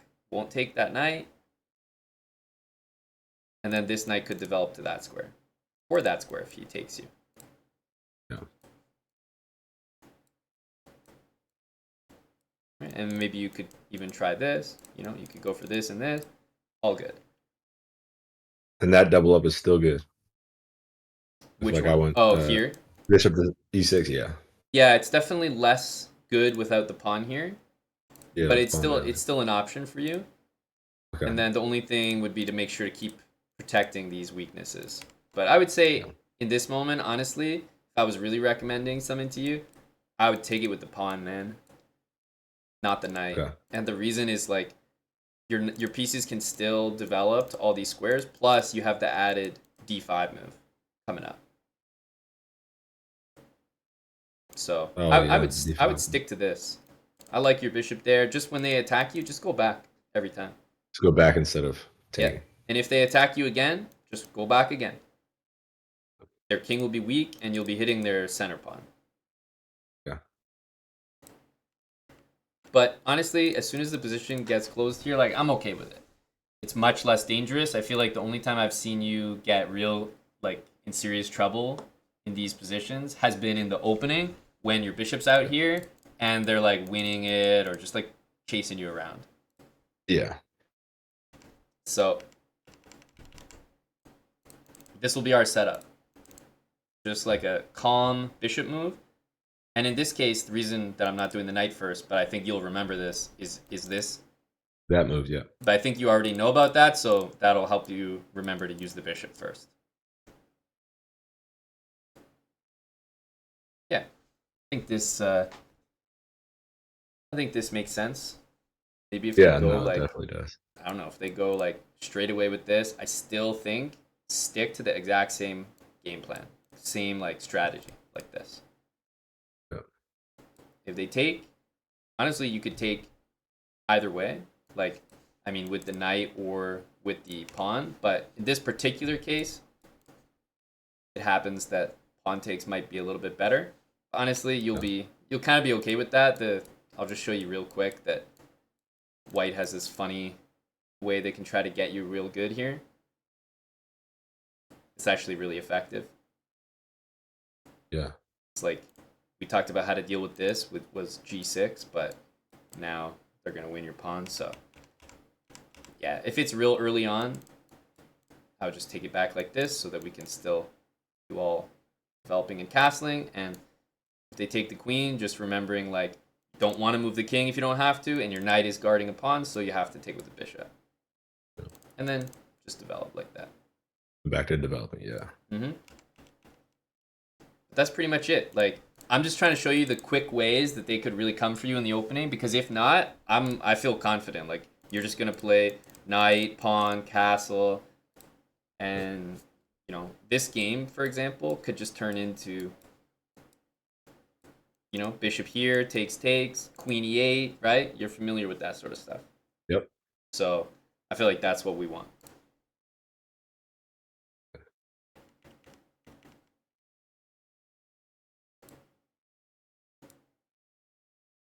This one here. Oh, this was a Caro-Kann.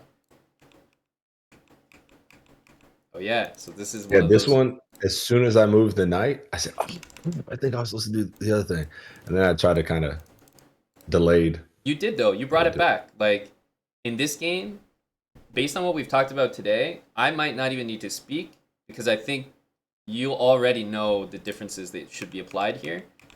So you went for this, right? You got the setup we were talking about. So have a look at the moves he did. So, for example, would you start with these two moves? Now that we've talked about things, you probably wouldn't. You would start with this move, right? And start with that move. The bishop out h3, yeah. And to have a look at what he did. He went knight here, and he went bishop there, right? Surprise, surprise. So you would be preventing exactly that. Yeah. And then you won't be doing this. You won't be just bringing the bishop out just to take it. Yep. And then you won't be bringing this bishop out just to take it. Right? This bishop will just go here because it's a better square. So I liked in this game that later on you actually... Oh no, it's a different game actually. Yeah, here you took. This was a really bad move, I'm not going to lie. But we're getting this out of here. Yeah. Bishop takes here, like, oof. This, I'm not going to lie, the bishops are just kind of dominating you here. Your knights don't have anywhere to move. Yeah. It's, I don't know if you felt that during the game, but it's kind of like you're stuck a little bit. Yeah, I mean, that's how it felt, for sure. So just imagine those two moves, and these were just like taken back, and you just had one of your bishops here and the other bishop here. It'd just be a much more solid position. Yeah. So that's why I'm like not too worried about this game. So I feel like we already kind of talked about how you would change it and play it better. Whatever, I know the light squared bishop should go on d3, but do I ever bring the dark squared bishop to e3 instead of f4? Only if f4 is not available.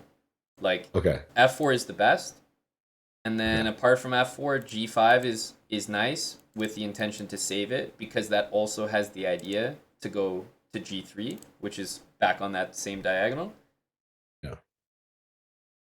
But I would say e3 and g5. I still prefer g5 because when it's on e3 and you bring your rook and your queen here, it's just kind of like in the way. Right. So I prefer it out of the way. So I would say like number 1, number 2, and then number 3. Okay. Yeah. So definitely this one, like as soon as possible, hopefully before he gets there. And then this one, if it's somehow not available, and then like if he's played h6 and he's got his bishop here, so he's preventing both, I would choose e3. Okay. But notice how if he had his pawn there and his bishop there, that's exactly what I was telling you for how we're gonna play, right? I was saying get the bishop here and get the pawn there. So the pawn there, yeah. So they can't do what exactly they want to do. So you can see how annoying that is. Except in this case, black doesn't even have the option to go here because that's where his pawn is going. Right. So imagine how annoyed that you were right there when these weren't available, and you were like, "Oh, I guess I'll go there." Black doesn't even have that option here, so that's why I was suggesting this. Okay. So yeah, I'm not too worried about that game. I feel like you've already kind of improved it. Yeah.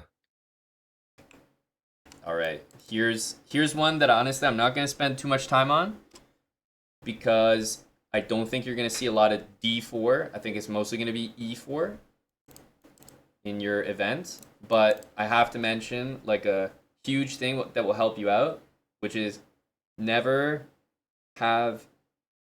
always have a pawn in the center. Let's say it that way. So you reacted like this, totally fine.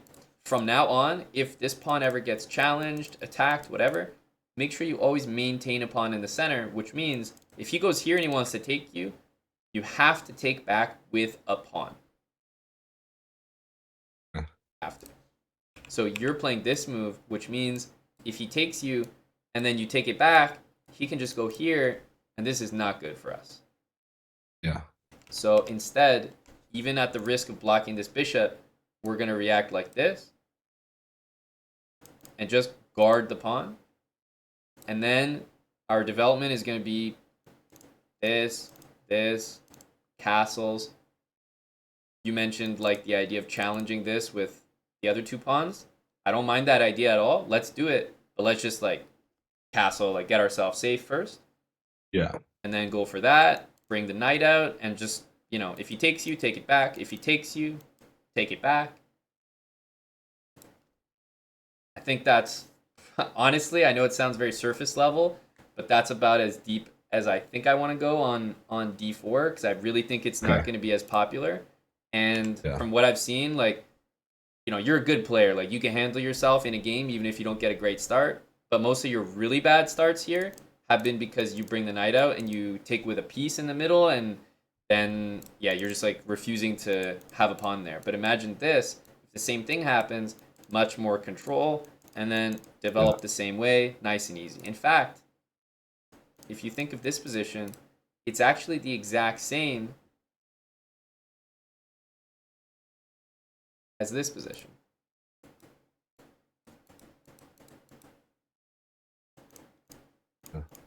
Right? So this and this are the same. Right. So if you're thinking about maybe how you want to develop your pieces, you could also think of it the same. So could I quiz you right now and say, like, how should you put every single one of the pieces that you've got? Not the knight on g8 will go to f6. Yep. The bishop would go to d6. Yep. Then the other side, the light square bishop will go to f5. Then knight on b8 would go to c6, and then queen. No, not there. Oh, then it would go to d7. Well, yeah, because the bishop's out. Yeah, d7.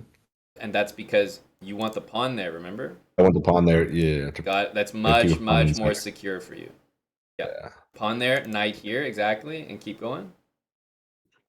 And then castle, obviously. And then queen to put pressure on this king. Here. On e7, yeah. Exactly. So there you go. And look, you're playing with the black pieces here. You didn't move first, so you might not have the liberty of getting everything exactly the way you want.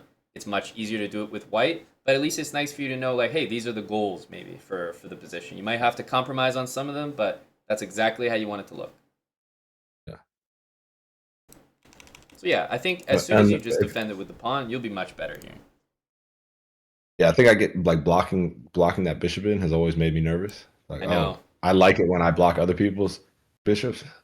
So when I do it to myself, I'm like, this is gonna be bad. Well, at least I set you up with a couple ideas with white where you are trying to like block their bishop, but we will take the plunge here. I think it's safer to just support yourself in the center first. If they take you, problem solved, right? And if they don't, you'll get a position that looks kind of like this. And you'll just play this. You'll bring the knight out, maybe make a few trades. And hey, if they aren't taking you to help you take back and move the bishop, if they really just aren't doing it, worst case, later on in the game, when it finally comes time like to decide about this, you can play this and this and put it here. Right. But you can leave it there for now and hope that they take you, and then you can take it back with a pawn and get yourself open line. I'm good. Yeah. Okay. So, yeah, to be honest, man, I think unless you have some more questions about d4, I'm probably going to leave it at that. Yeah, no, I think that's fine. I just think e4 is like where it's at.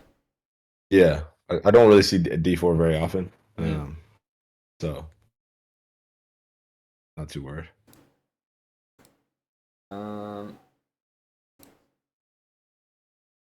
Looked at this.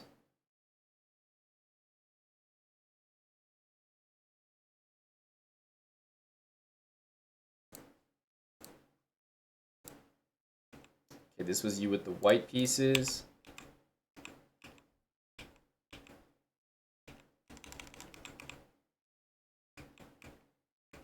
Yeah, you're happy here. Yeah, of course he brought the bishop back. I mean, they didn't want to do anything. That's what they've been listening to you for too long. None of my stuff is working. Okay, but this is good though, and I was proud of this, right? You got everything set up, and then you said, okay, like I'm not gonna sit around, right? Took with the knight. Also happy to see that. And then right here is just an important moment for us to understand how we're supposed to play the rest of the game. Not necessarily like, oh, gotta improve this move, that move, but like from now on, the point is we don't mind anymore taking this bishop. Okay. Just like, I'll start by saying that. We don't have to, but we don't mind it. It's not like we want to avoid this at all costs. Because I saw that in this case, you played this move. And it was almost like you were trying to avoid this, and you also still thought that these pawns were good. But without your D pawn on the board, these are the worst pawns you can have. Right. So we don't want those anymore. So just important to remember, once you play that move, like here, we're happy with this. But here, that's the worst. Right. Okay, so yeah, just try to distinguish the two. Once it's opened up, things change a bit. I'm more happy to double his pawns than to have him double mine. Okay. So how would I react maybe to the rook attacking the pawn? I might take this just to like get that trade in, and then simple move, just defend the attack. Maybe next move, I might use that concept we talked about called overprotecting, where I defend this an extra time so that all my pieces are freed up, like maybe with the queen. One of these queen moves would guard it, but then also, just guard it an extra time. Another useful move, I think you already know, is A3. Yep. Very useful move. And then basically what I would do from here is like queen up, rook to the middle, A3. That's exactly how I would get it done, and position looks good for you. Right. And just wait on him to make a move. Yeah. Yeah, I mean, you can sit, you could double your rooks up, you could bring your knight into the center, but A3 is going to be useful, and just kind of, you can even react a bit to what he does and kind of follow how the position starts flowing. Right. But yeah, that was just like, once you do this move, which was great, like everything was perfect here. Knight takes first instead of bishop, perfect. Let's say he starts with this rook here. Honestly, just to keep things simple for you, you could just kind of go for the same thing. You're more happy to double his pawns once that d pawn has been played, and then again, just rook here, kind of like A3, queen up, or queen here, and then rook to the middle. Same idea. Yeah. So I think that's pretty much all I wanted to say about that one. Yeah, this was good. Good. Good. And look at this. You played a slightly higher rated guy, and he went here instead of bring the bishop out. Right. Do you remember that trap, right? Yeah, bishop out, bring the knight, and then sacrifice the queen for the checkmate. Yeah. I'm just waiting for it, man. If someone plays the Scandinavian, like they're really going down. But you played a higher rated guy. He knew better. E6. And then, yeah, the only adjustment I would make is just to be a little more forward with the move D4. I don't mind this move at all, so like I'm on board with it. And we see how the game went. This wasn't a bad game by you at all. Like, I thought you played very well, actually. You actually even went for this, which was a really cool and good move. I liked it. Yeah, I was like, all right, time to shoot my shot. Yeah, but that's a great thing to see. Like, you're a simple guy. You like the queens traded, but you're also like looking for the dangerous ideas too. It's great.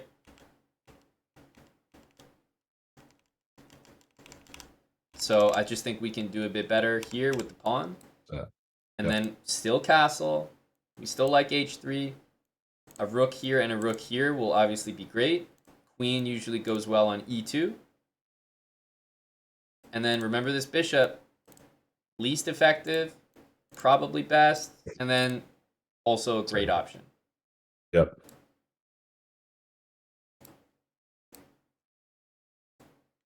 This was... Oh, yeah, okay. So, yeah, this was you with the black pieces. He did the London. I told you about that one.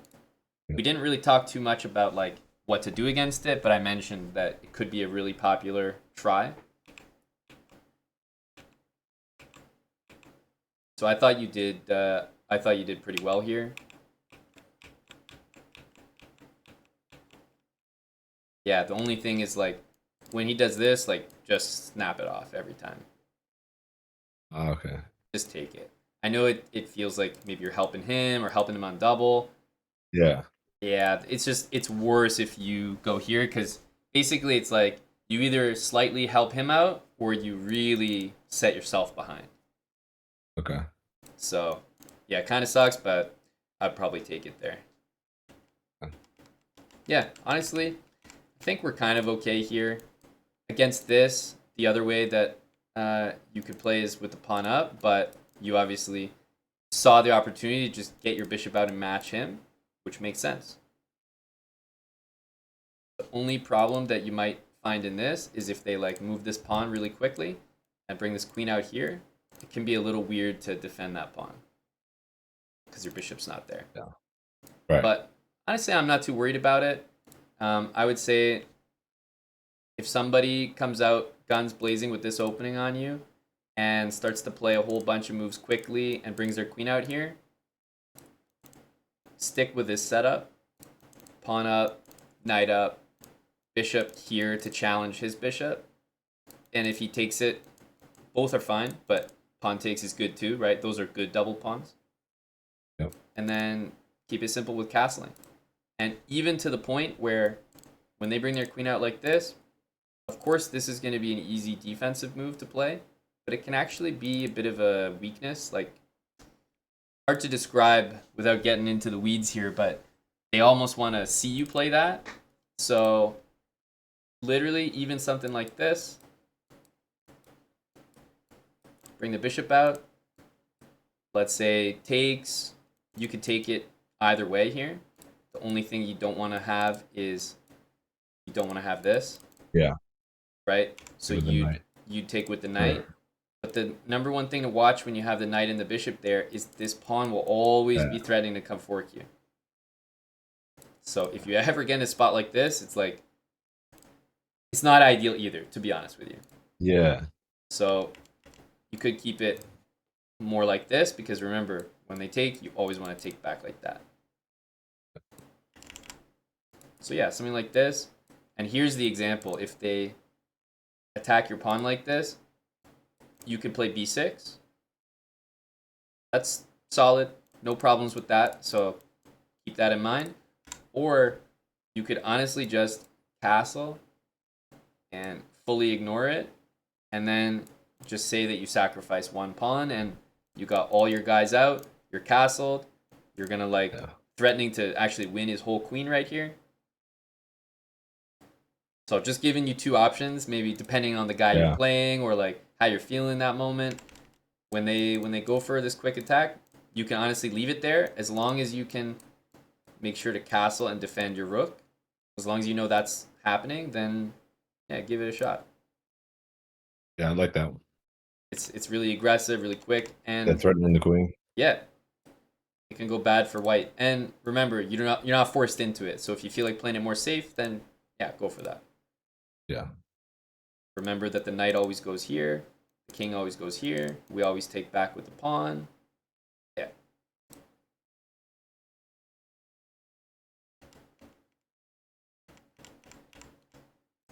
But yeah, that's the London. And you might see it pretty often, honestly. In fact, here's another one in the same tournament. There you go.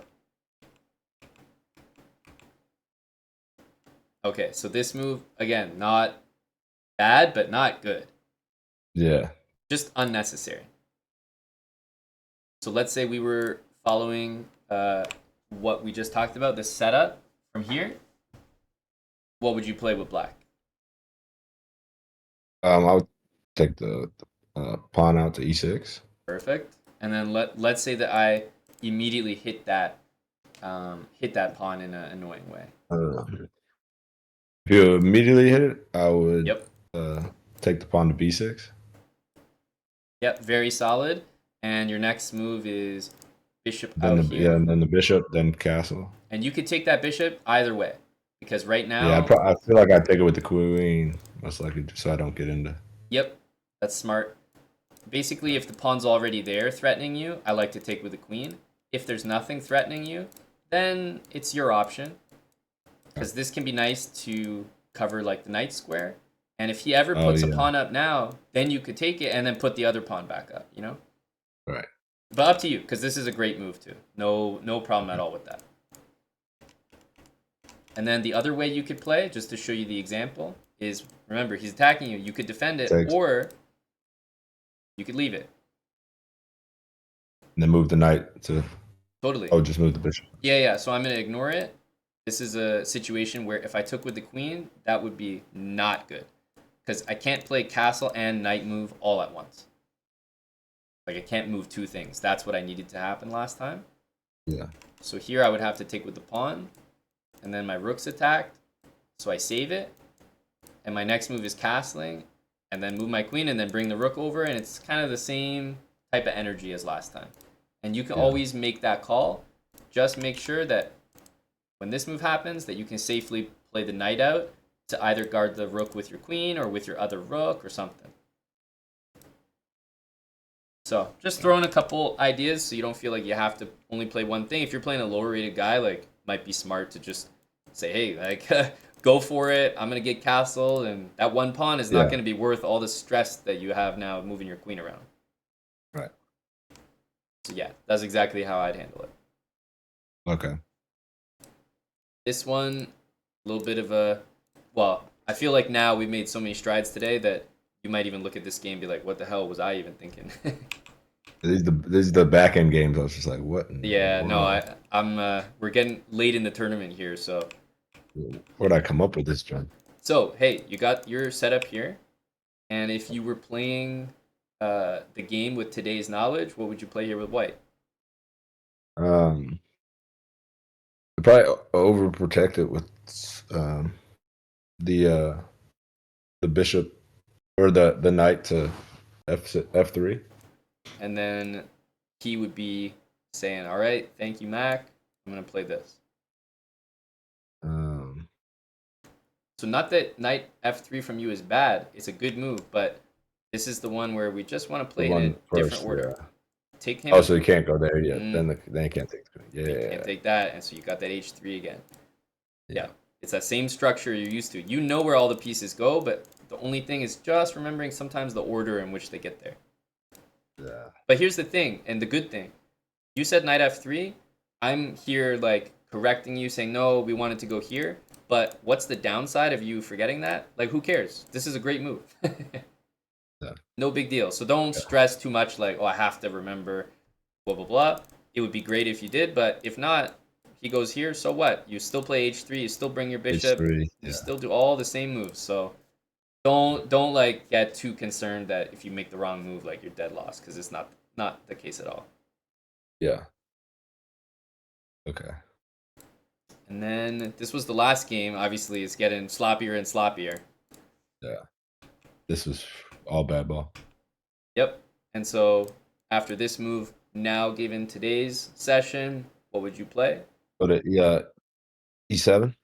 There you go. That's right. And then keeping it simple. And I can develop the knight.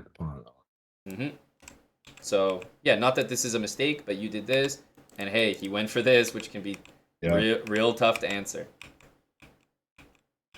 You honestly did a great job. Got a little fancy there. I think you had thought this was the idea. Yeah, it was just giving up pieces. Yep. But hey, that's not a position we're really going to see again because we're going to handle it differently. Yeah. So And that was the last game. So I know I piled a bunch of things on you here, but I basically saw the way that you handled a lot of good normal openings by your opponents. That's Yeah. why I thought it'd be good practice because they're just a bunch of guys at your level, below your level, bit above your level, and they're all playing normal chess like openings and moves. Yep. And I saw the way you reacted to them. Like some was good, but a lot was bad, and then we're just gonna correct the ones that were a little rough, and make them smoother to play because I'm only talking about the openings here. Because once we get into the middle of the game, honestly, I feel like you're going to outclass a lot of these guys. But I'm just worried that they might get you in an opening like early on that you're not happy with. Otherwise, Yeah. I feel pretty good.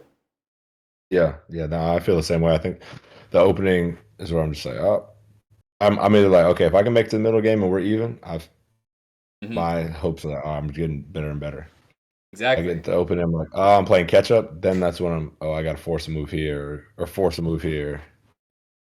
And it's nice to be in a spot where obviously you're even, but also where you feel like you've developed in a way that you've looked at with me or something. Because you're like, oh yeah, like we talked Yeah. about that. I kind of know where the pieces go. It just makes you more confident with that position rather than, oh, this is all totally new to me. Like, what the hell am I going to invent now? Yeah. Whenever I guess might have only been one game where I was able to finally make that D4 move. Yep. Uh, and that was the game I felt the most comfortable in And you from knew the it whole was a beginning. good, I'm like, yeah, okay, exactly. yeah, I'm like, this move should be here. The knight should go here. Bam, bam, bam. All right, we're all like, where things are supposed to be. Yep. Uh, Now I feel like I have more answers to the different variations for sure. And obviously, the more we like pile on, the more like the initial thing we talked about might get forgotten. So I'm trying not to go like too deep on each one, but Right. some of them are just like, this is such a popular move. This is such a popular move. If we didn't talk about it, I'd feel so bad. Like if it happened in the tournament, you're like, oh man, we didn't even talk about this. Right. Like, what is this? Yeah. So Okay.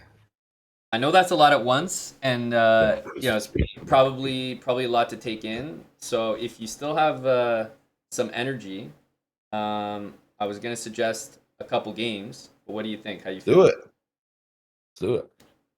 So This practice work.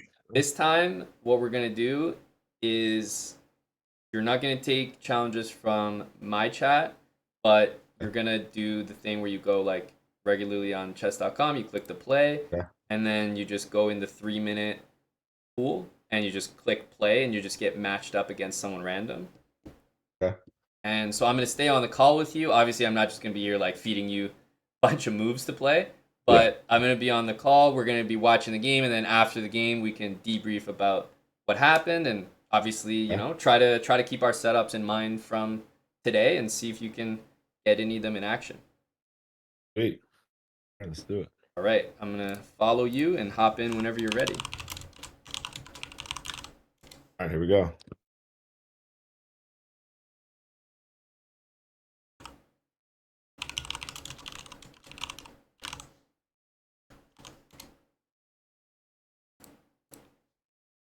Oh, I think I developed that wrong way. No, actually, the only thing I'll tell you is like don't sweat it too much because the way that he started is a little bit unique. We didn't exactly touch on it, so no worries.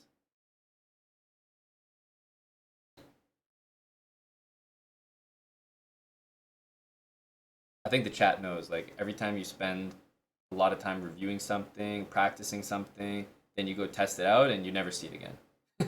Right. That's how it works.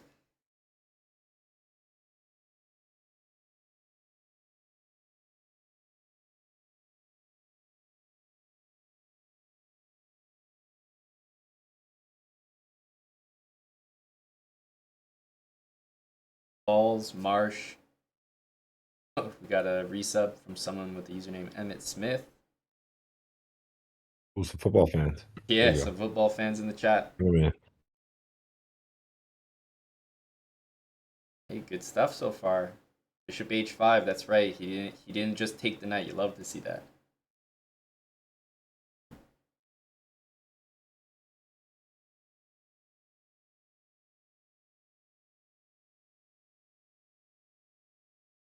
Oh yeah, that's a good point, guys. Thanks for the reminder. Yeah, while he's playing, I'm gonna be pulling out my mouse research for him. I gotta give him a mouse to get. Oh yeah, appreciate it. Must be knowing I'm moving too slow. Like that can't be a mouse. No, these. I think it's actually impressive how fast you're playing. So it's not like, oh, he's moving slow, let's get him a mouse. It's like, he's moving fast, let's get him a mouse because that could be a game changer. That could be a game changer for sure.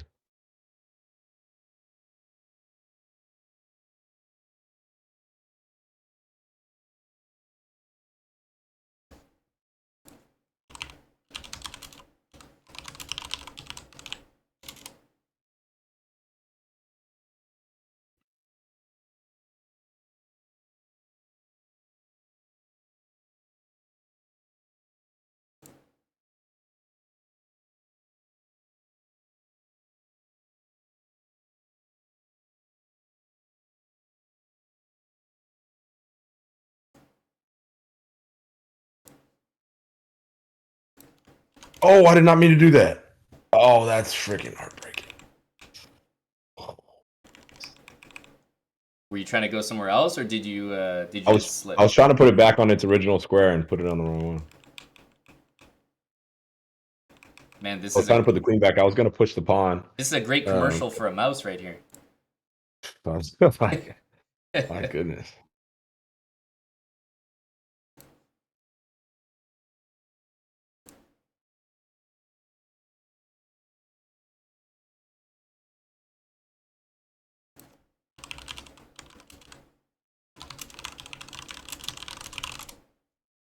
I probably shouldn't, but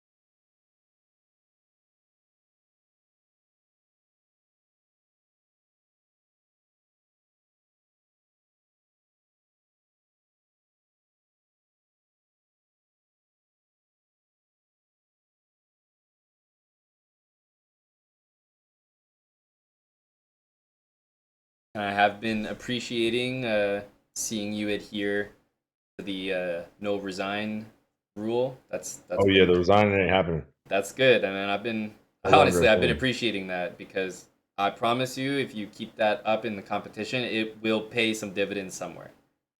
Yeah.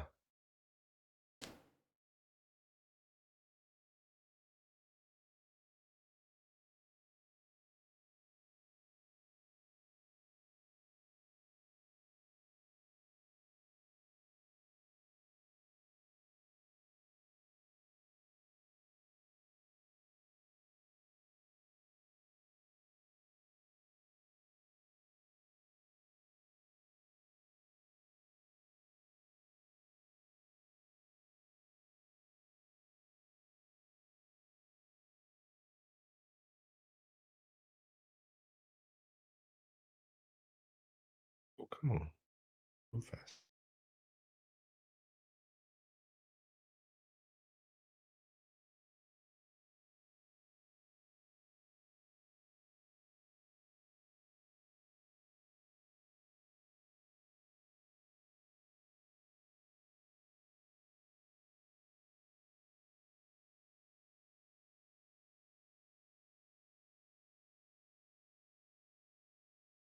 Let's see that trackpad speed, baby. Here we go.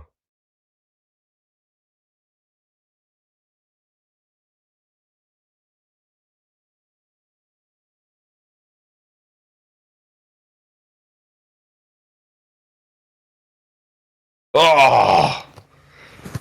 All right, I'm glad the speed was unimpressive so that I could sell you again on the mouse. Yeah, I need the mouse back. Anything under 15, it's just, oof. Yeah, as soon as you get to 5 seconds, like even if you had a mouse, I would make the same recommendation, which is then you want to start getting the pre moves in.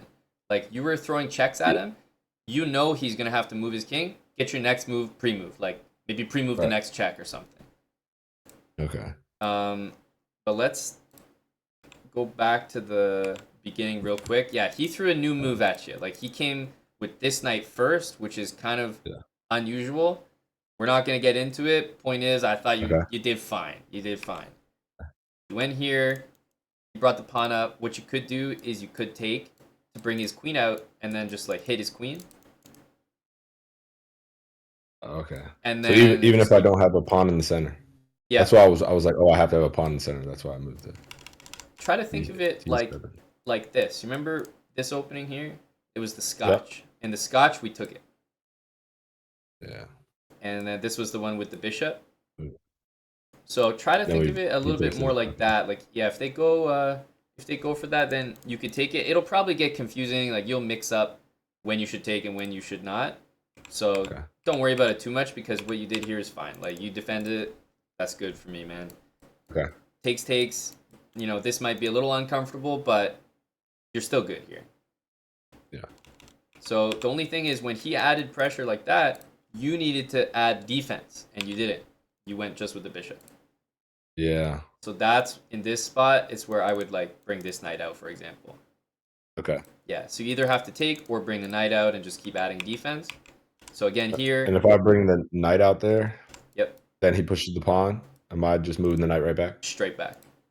Okay. Yep, That's what we talked about instead of going over to the side. perfect. And so you went with this one, and the only thing about this is like, don't go for this before your castle. Don't go for this before you've supported the center. Like, just wait. Okay. There's a lot of more crucial things to do first, rather than that. But hey, you got him to do this, and this is perfect. It's as if your knight just went back, right? Yeah. Yeah. So this is exactly like. Then from here, it was just a normal game. You did everything great. Like brought the bishop back, perfect, and you got this move in. And then you played this, which is another move we talked about to try to get your knight out. So the last thing I would say is like, yeah, when he started throwing everything at you, probably want to start taking a little bit and Okay. then maybe finishing getting your knight out. If you just let him get all his pawns up and never take them, he's just gonna like maul you. Yeah. So I was feeling real claustrophobic. yep, exactly. So hey, not a bad first game at all. Considering he The played queen something move new. that I was gonna make when it got taken. Yep. Uh, so originally I was gonna move it out of the way, or I was gonna move it to c5, and then I was like, oh no, I don't want to do that. Then I was gonna push with the pawn to Mm. d4. That looks like it would have been probably the best move. Yeah, probably the best move, honestly. That's a really good move. Um, I like it a lot, especially because if he moves his queen, then you could even take this next. right. And if he takes you, then you take him, and that's fine too. Yeah, I like that move. And your other move, Queen C5, would have also been pretty good. Send me that mouse commercial. We just filmed it. Clip it and send it out. Here you go. So I'm actually just gonna send you right now, just so it's done. I'm just gonna send you a link. So we got this one. So this is that's a good entry level version. And if I don't know if you like want to have like a really reliable one, but this is like, I don't know, the upgraded version of that. I just sent you two links, but the first one is like nice, perfect. If you just need one, that's the one. Yeah. And you could probably like grab it on Amazon as well. I just sent you the link to the site. Yeah. So yeah, that's it. There you go. So at least you have it. I'm about to start having a minute and a half left on my games. We All right. start playing 1 minute. All right. Perfect. Yeah. The Logitech. Appreciate You guys already know. I've always been using that. All right. I'm gonna hop in, man. Next game. Let's go. Do it. Here we go.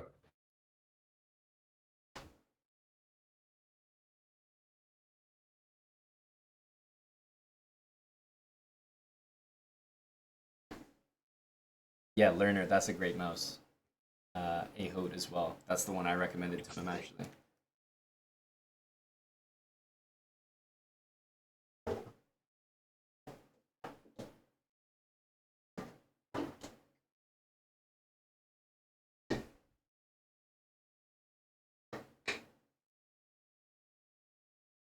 All right.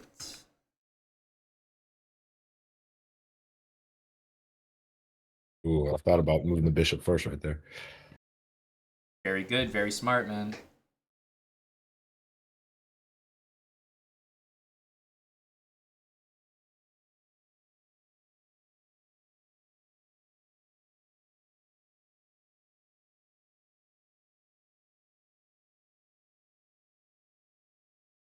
There it is. Give me some bad Damn. doubles. Let's go. The people don't even know, but that's actually something we talked about. Like, if they leave the bishops like that, then you take both of them to double up those pawns. Oof. Beautiful. No fixed double ups. Pre-move alert. Who saw that? That was a pre-move. Come on, I'm in my bag. He's dangerous right now, guys. See, this is one I get nervous about. It's like, was that a good move to take that back there, messed up doubles? Great move. Great move. And you don't even have to ask me about that one.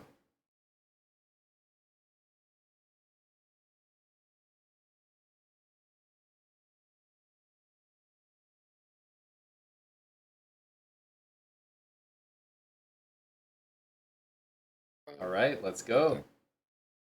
Don't worry, you actually didn't really have a way out of that.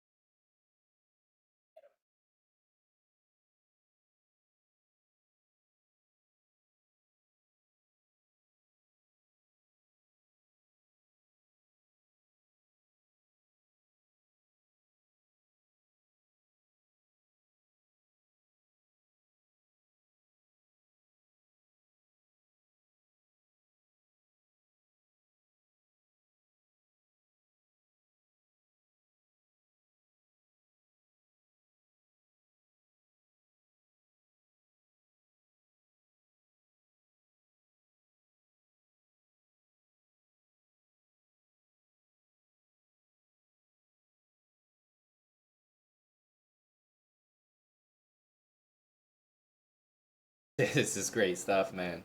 Keep it up. Let's go.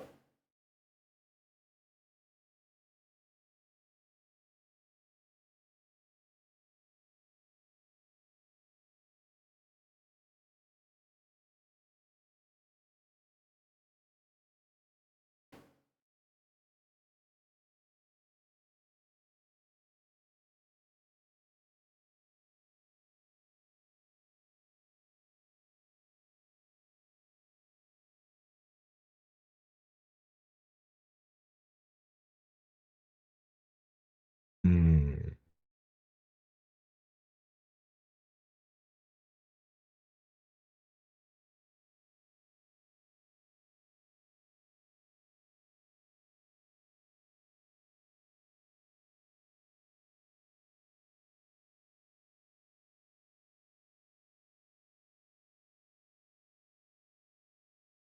Mm. Game move faster.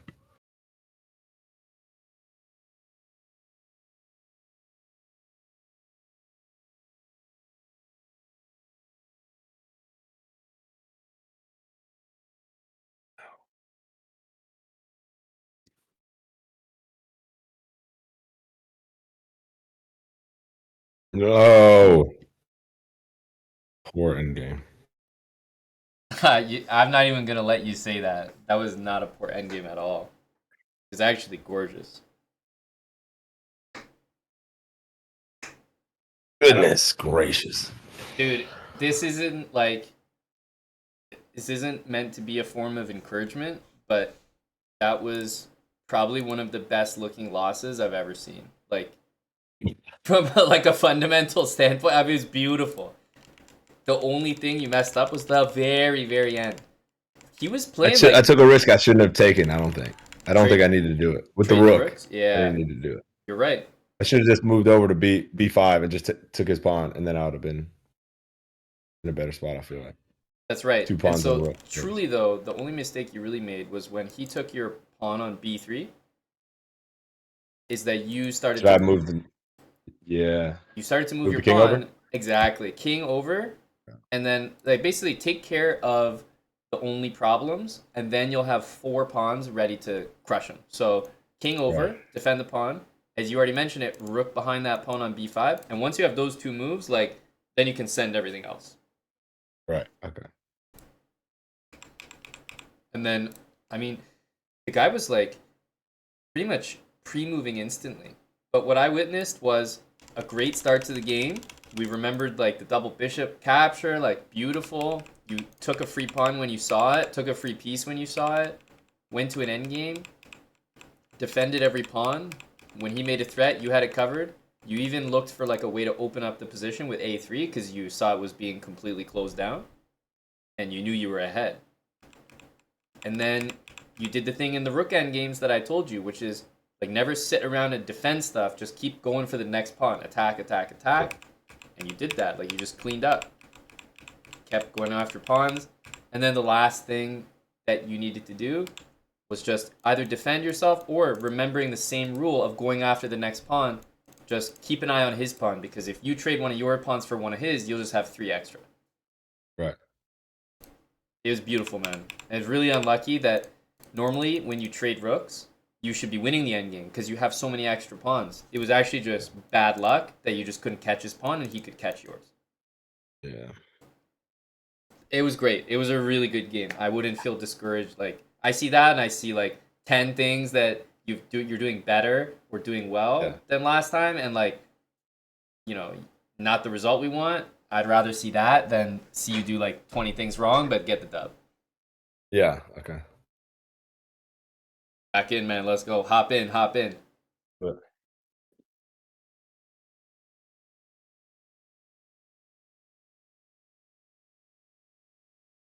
This is a good what are we test for talking you. about? This is a good test for Yeah. you.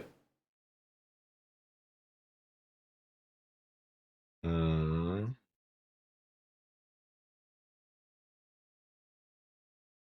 let's go here. And he brings there. See, my problem is that I usually will just do this. That's what we talked about.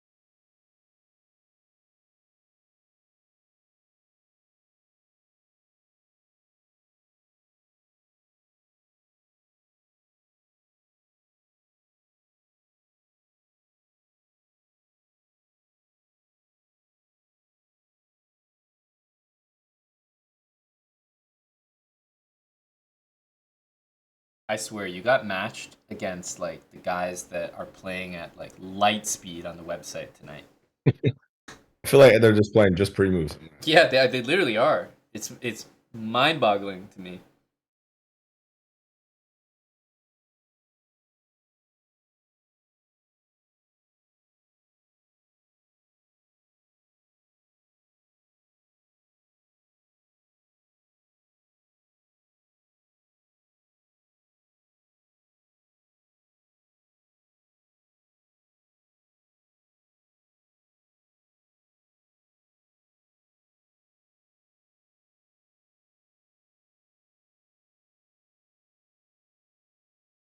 Yeah, this is a 3-minute game. The event that he's playing will be in the same time control, so. Yep, we take those. Oh, we'll take a resign in it. Let's When I go. only got a minute. We'll take that. Let's He had a whole go. minute on me. No, nice dub, nice dub. Dude, you were so much better than him. I would have just been getting pissed off over here if you didn't get a win to your name, because you just like everything I saw this game was very good. Okay, let's go back to the beginning. The reason I said this would be a good test for you is because I was like, okay, is he gonna remember? Because this was literally probably first thing we ever talked about. Yeah, this is first lesson. So here, you just every move ask yourself what's the threat, and you did that well. First, you were like, oh, that's the threat, and then here, you were like, oh, that's the threat, and so you covered it with the queen. And look, if you don't remember exactly what you're supposed to do, the reason why I feel good about your progress is because if you forget what to do, you're not doing a bad move. You're just doing like maybe not the best move. Like you still got it done. Queen f6 is fine. What we talked about was going here to hit the queen, and I was like, oh, they're gonna go here for sure, right? They're just desperate for that checkmate, and then you bring the knight out like normal. And then one of the kind of fun things that I was mentioning is like they're probably gonna go here or something, and then you could play this funny looking move, and if they take it, then they just lose the game. Yeah, then you fork. Yeah. And if they play more normal like this to cover that, then yeah, you just your pawn up, bishop, castle, no problem. And then bishop here, offer that double pawn again, but you already you know that stuff. But here's the thing, what you did, no problem at all. Like this is a fine move. So I got zero issue. I'm showing you that because that's like the correct way, but this is fine. And you played it well. Here, I was a little surprised that you didn't take because it would double his pawns. Yeah, I wasn't sure if, because I remember you talking about sometimes people will just like leave it there, and I was like, okay, well, let me just develop everything else. I knew you were. I knew what was going on in your head, and you were thinking like, well, if he takes me, then I get my knight out, so I'm just gonna sit here and wait. And that's why I was like, this is not a criticism.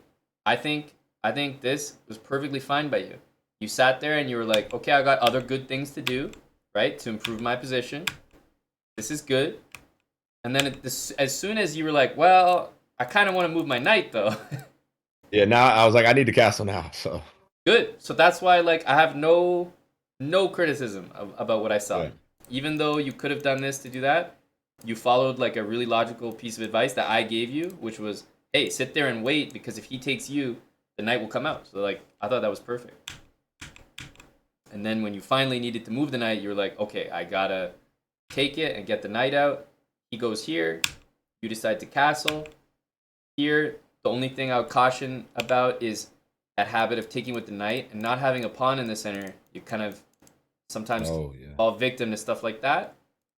So after this, you would probably have to take like that. have to double. Yeah. And you ended up like doubling up anyway, right? So it wouldn't have really mattered. Right, yeah. And to avoid that, what you could do when the pawns are double is just maybe take it. But I felt that you didn't want to activate his knight. I didn't want him to take the bishop, or take the knight with the bishop, and then be doubled up like that. Even though I guess that's a much better double than I ended up in. Yeah, I'm happy with what you did. Like, he's moving pawns and you're castling. The moves you're making are much better for your position than his. The only thing that I just want you to be careful of, not about these double pawns, but just that spot where you get your pieces like this and you could get forked. Yeah. I feel like that happens a lot. Right.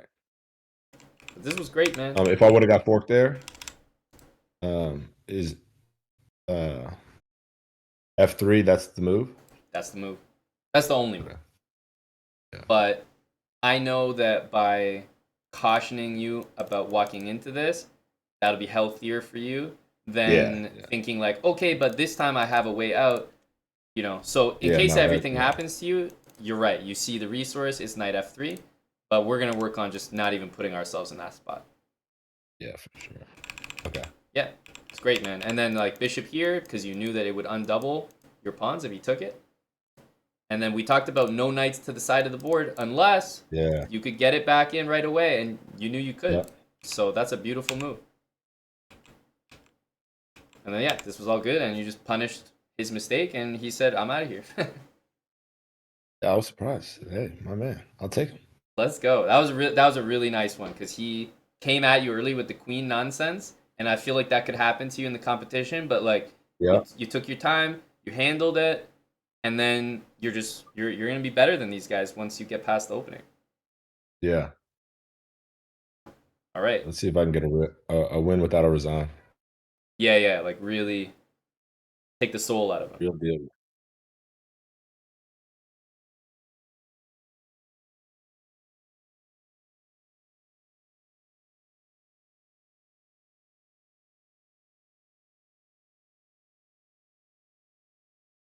When is the event? It's actually just about a week. It's next Wednesday, May Yeah, 22nd. it's at 22nd, I think. Yep. May Yeah. 22nd at 3 p.m. Eastern time. So Yep. I'll definitely be streaming during that and like just following along the games. I'll be watching all the games, but obviously I'll be tuned in to the ones that matter. Yeah.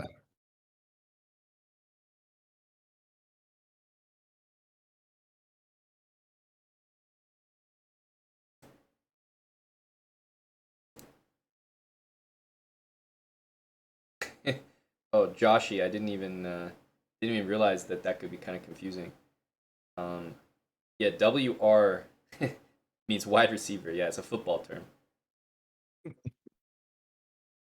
But you know, he's also going for world records here too.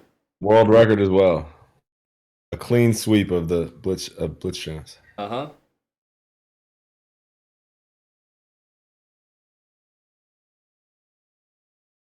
When are Let's they see gonna if I can have pull this. NFL players teach chess players football? I'm not sure. I'm not sure Yeah. the chess players are built for that. If I'm being honest. Listen, it's a little bruising here and there. All right, here. Move the knight. Man, I like what I'm seeing, man. he's gonna move the pawn up, take the bishop. Come on.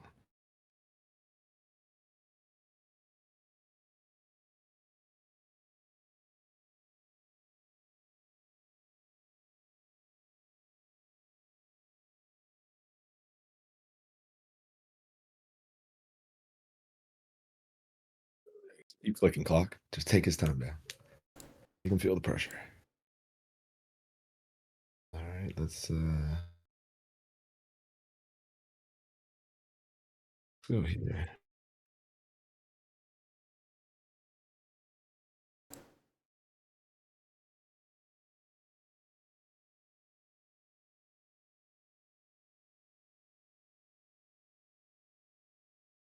Clean so far, man.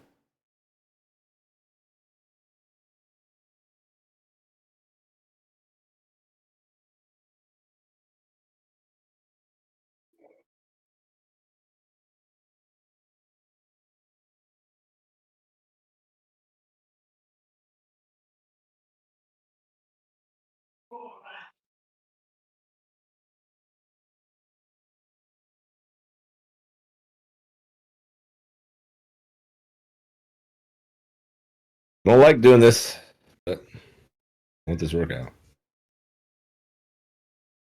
No, I think you picked it. I think you picked a good moment. Good with that. Here we go. Let's push the pawns a little further. Um, I don't really want to do that.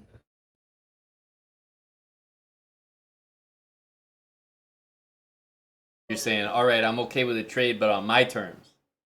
Yeah, on my terms. Already got it pre-moved if he's ready. Mm, Yeah, that's what we do over here, guys. alright. Our terms only. Oh, okay. Let's see if I can. Oh, he took.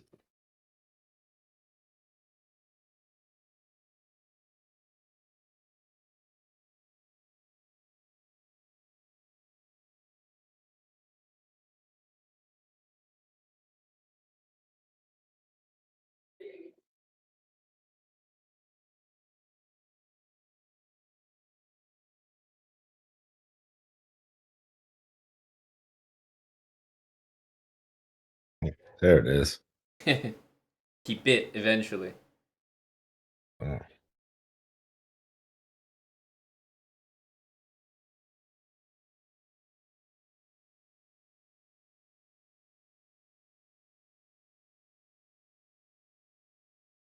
Oh, the pre-moves.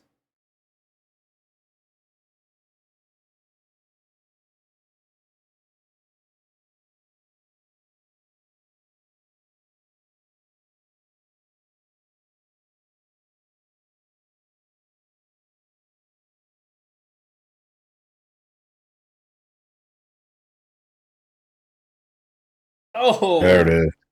There it is. let's go. That was huge.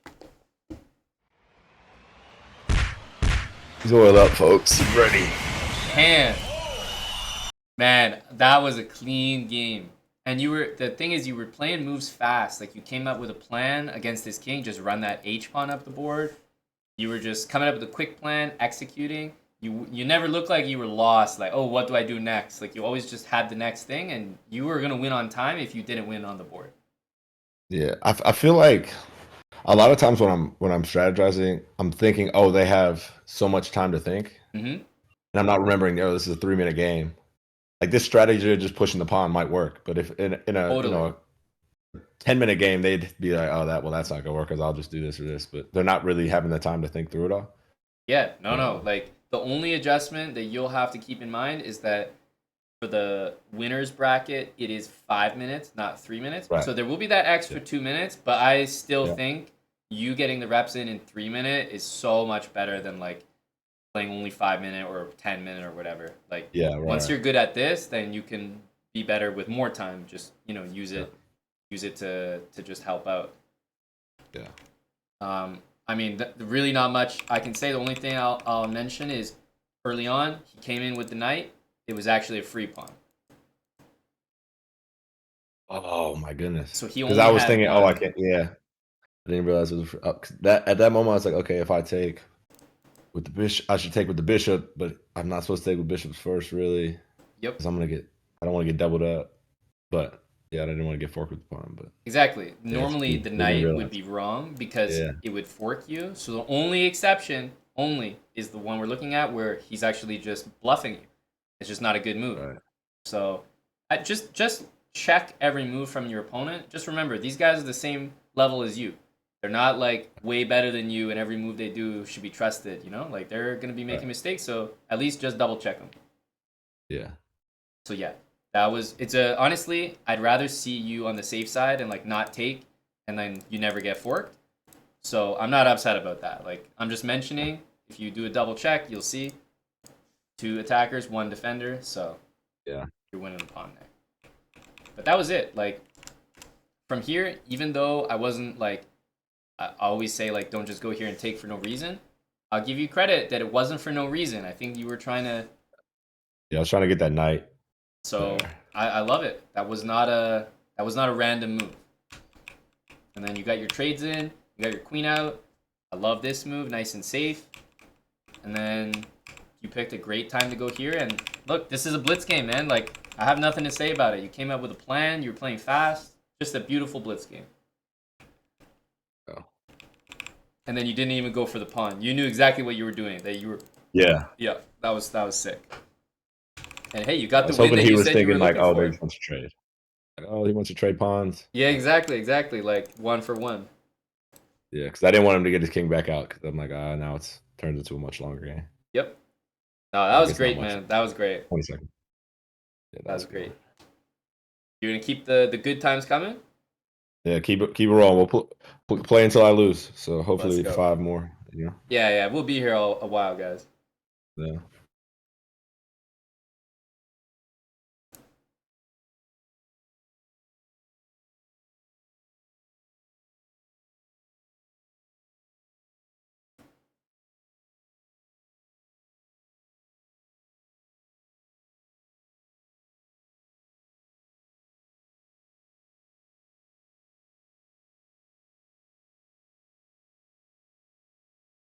We probably should have protected.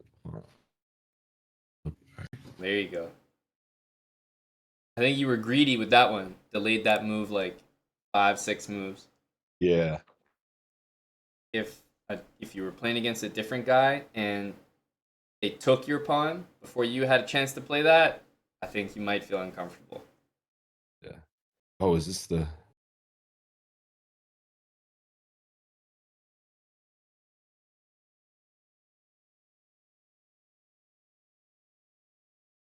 Sure, if this is the free pawn one. We're gonna see.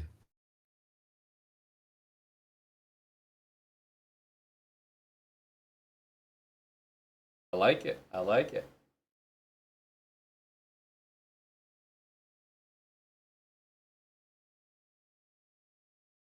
Oh no.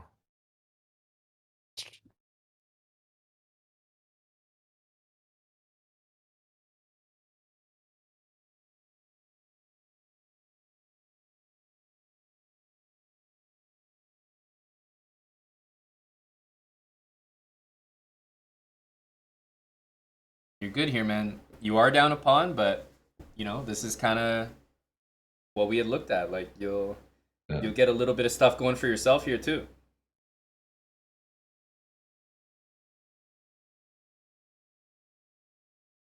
There we go. I like this right here. Let's move the queen. I take the knight. But that's what I'm saying, man. This is a product of Ooh, he thought he had something, but that he does not. Ooh, do I take? I guess I'd rather have here. Bishop here.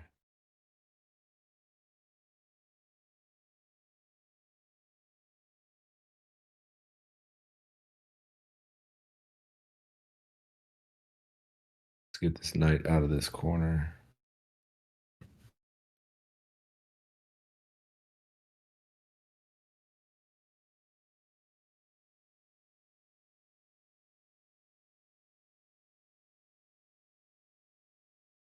Oh, need to go here.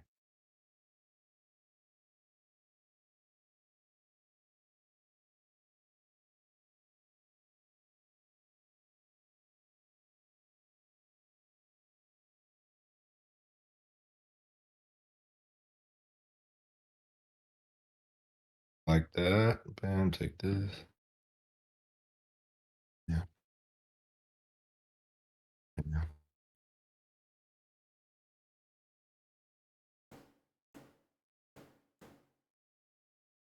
Yes, bam.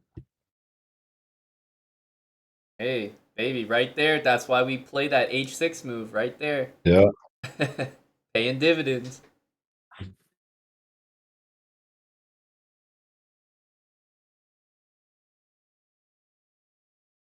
Yeah.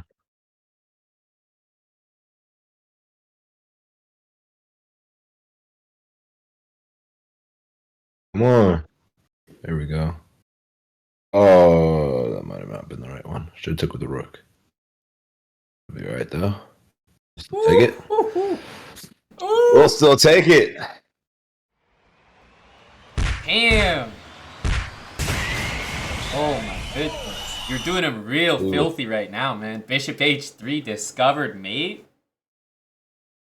Should I have taken rook first there? So what you should have Instead of done with the bishop? is you just have a really cool move. Instead of going with bishop here, you could have gone bishop here. Oh, And yeah. then you're setting up rook takes unstoppable mate. Yeah. But given the fact that you did bishop here, you actually took in the right way to then put your bishop back on that square. Right. Okay. Yeah, so you actually did it right with the way you played it, but bishop h3 would have been better, but I mean, those are like details, man. Because what am I going to sit here and be like, no, this is a terrible move, man. You missed. No, not at all. Not at all. But look at that. So you gave up that pawn, not because it was the exact thing we talked about, but because you kind of remembered an idea. You went for it. I'm not saying it's the same thing, but you still got the same ideas from it, where you get to like harass his queen's in like a random spot. Like this is just, and look, very next move, boom, he made a mistake and you're just winning. And those are the type of dividends that can happen against some of the weaker guys when you just give up that pawn, and it's kind of like, look, it might not be the best move for black, but in practice, people have a hard time handling it. Great. Like, Just played a really smart game. I'm definitely gonna be breathing down your neck for this though. Okay, knight c6. No, none of that. None of that. So our setup is this side. Yeah. When they go here, we play this pawn. No matter what, no matter where that bishop is, pawn right away. As soon as the pawn's attacked, pawn right away. Yeah. You must take back with a pawn. So in this game, it's like he went here. We should have gone here. We did this. It's like if he took, he could attack our knight. He could attack our knight. Like it could just be like real bad. Right. So from the start, remember this knight actually doesn't go there. It generally goes in here. Or what we do is like this. Remember, knight, pawn, bishop, castle. Yeah. Quick. Yeah. And then this pawn. And develop the pawn. Yeah. And then the knight. And then if he helps you out, bishop. If not, bishop there. Yeah. But just remember this pawn, and then the rest will kind of make a bit more sense afterwards. Okay. And like, yeah, if he does not put the pawn there, then this is a good moment where you could sneak that out first because there's no pressure, and then get it up. All right. So yeah, that could work. But what you were doing was you were not putting the bishop out, but then you were also not doing that. So you did neither of them. You did too many moves. That wasn't the pawn, wasn't the bishop. Finally, you did it, and you did that. But if you want to do those two, do them earlier. Okay. Yep. Let's not interrupt the chakra here. Let's jump back in. Do it. We're back in.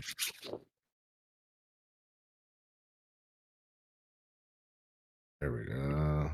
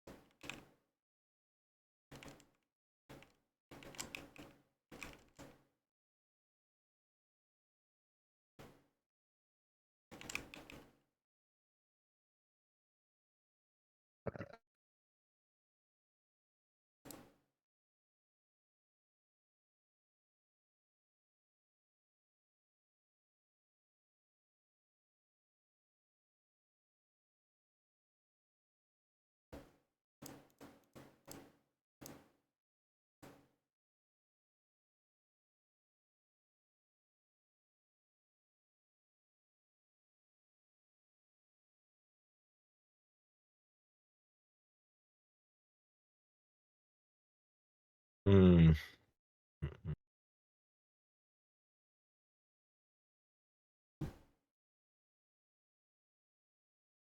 Why are we silent? We're just giving Max space to work here. Yeah, I'm in a position that's it's new. I had a castle queen side. I just didn't like the energy on the other side. That's okay. Call an audible.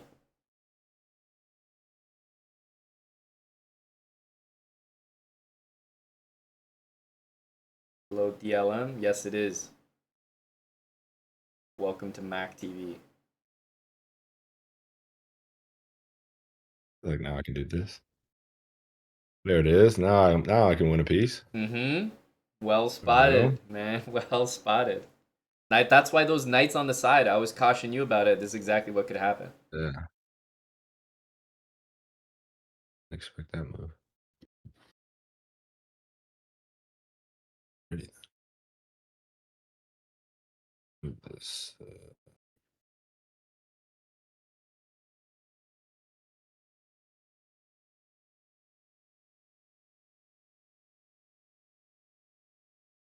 There we go.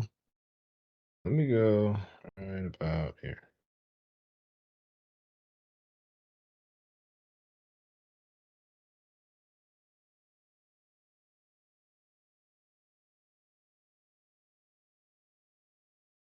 Keep this here. No.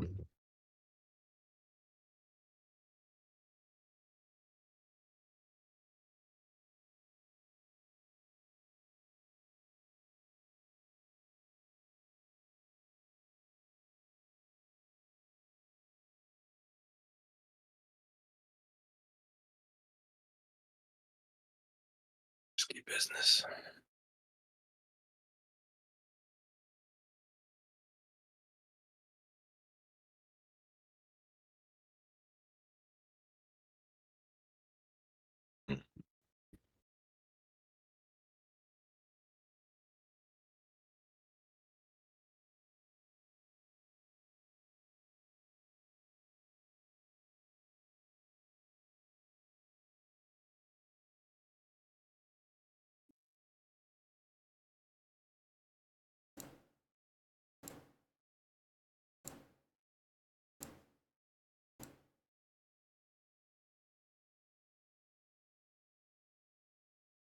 Oh, that's not what I wanted to do. I'll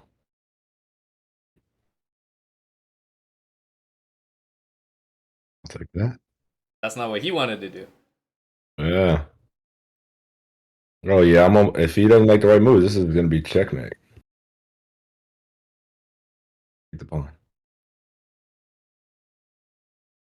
Yes, sir, my man. Oh Man. man, that's dirty. Oh man. What a guy just helping me out. It was real shaky in there. Man, I have to say it. At the risk of going into the NFL cliches, that's a touchdown right there. Like you literally brought your Yeah. king to the other side of the board to help deliver the mate on his king. It's fighting for my life for a little bit right there. That was sick. That was sick. Man, so you were putting like you put him through the ringer. You basically were putting on a clinic. So first of all, let's start with the bad, which is the opening. Okay, move one. You basically got to the same spot, but remember, Oh, take the center. God, take it what am I first. doing? Take it first. Yeah. Because remember, when they go like this, you want to go bishop right away. And what you did was you went here, and so if you think about it, he could beat you to that spot. Yeah. That's why it's key to get this and this. And then you play this move eventually, but as a reaction to that move. Now, he ended up playing this in the game, so it's kind of like you did it properly, but that's you getting to the right spot, but the wrong way. Right. So then you played this, beautiful. And what move should you have played after this that you didn't?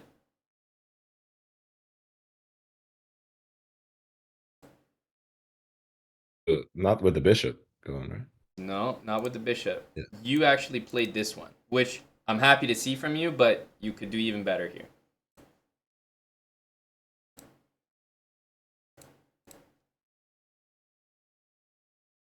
Oh, H3? That's it. Because remember, he's setting up that bishop out, and you can just piss him off by going here. And that's, yeah. Mm-hmm. So what ended up happening was you made a great move because you beat him to that square, but truthfully, you had a move to spare because he's not ready to get there. So that's why H3. But you played this, and then he did this, and now you probably should have just brought the knight out like normal. Yeah, I was super uncomfortable here. Yeah, I could feel it because you did this, but now you like took your square from your knight, and then you wanted to still play H3, and you knew that the queen belonged here, but you had taken your knight, so now everything's all jumbled up, right? Yeah. So that's fine. It happens. And I like that you just rolled with the punches. You didn't like spend too much time. You just went here. You saved the bishop. Perfect. And then you castled. And then you found a new home for the knight. So honestly, like you did a great job getting out of it. And then you trapped his knight as a result. Fantastic. And then the last thing that I could help you with here is his queen so deep in your territory. All you need to do is attack it. You have this. Oh, if I brought the rook, could I have brought the rook up right there? Yeah, so this is protected by your bishop, and this knight protects that rook. But you could have also brought this bishop back. Same thing. So you had a few ways to like get his queen, which was way deep. Yeah, way deep in your territory. But honestly, this is a great move, and I knew you were like hunting for something like this. Yeah. And then the last important thing is his move, total BS. That's a free piece. It's just for free. Yeah. Yeah, and you probably would have knocked him out with this next move.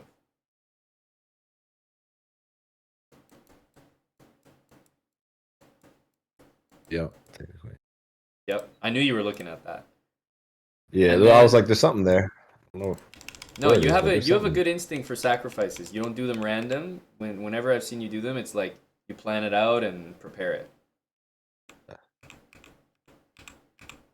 So here you had the right idea, but I think you missed that with all these trades, he brought your queen away from that square. Like you kind of thought, oh, your queen and rook would be there to support it, but he brought your queen away. Yeah. So that was kind of tough to see. And here you experienced that classic. Like honestly, you should have lost this game, and you would have Yeah. experienced the classic thing in chess where you have an amazing game, you're crushing, but then you're starting to lose the thread a little bit, and you get lower on time, and then you lose as a result. Yeah. It's like so typical. But we we take those free Yeah. pieces every damn I'll take day, those. Yeah. and then for you to even like recognize that there's a checkmate when you have 20 seconds, like that's great. Like that was just really impressive. So hey, try to polish up the opening, but it's nice to see like even when you're not doing everything completely right, you're not panicking. You're just saying, okay, well, this is the new position now. You know, Yeah. we gotta play it, and you just outplayed him. Honestly, Keep it rolling. let's keep it rolling. We go.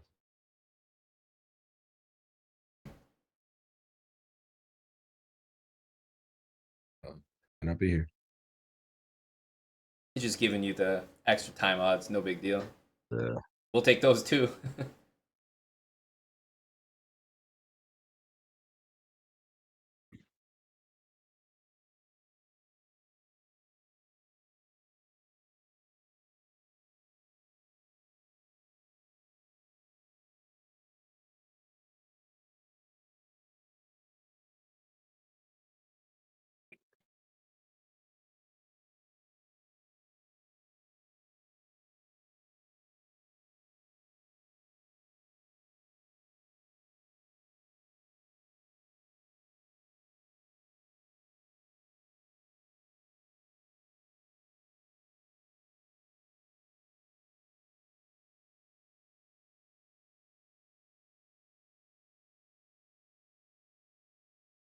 Okay, getting active.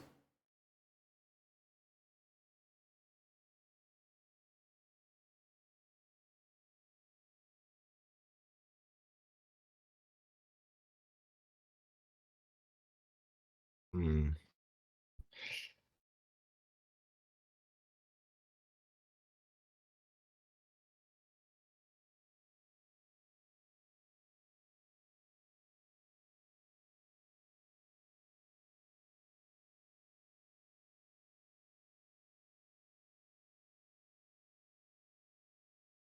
See if I can get this bishop. That's not what I wanted. Gonna take there.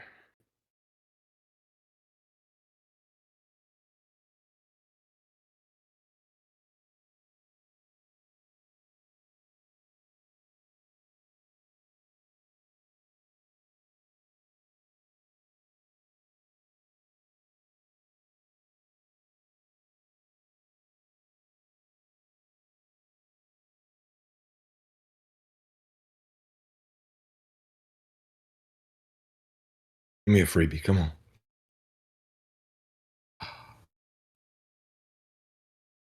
Mm. I'm still good.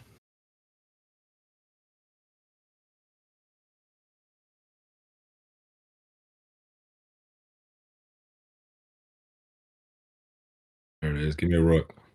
Take him. Take those.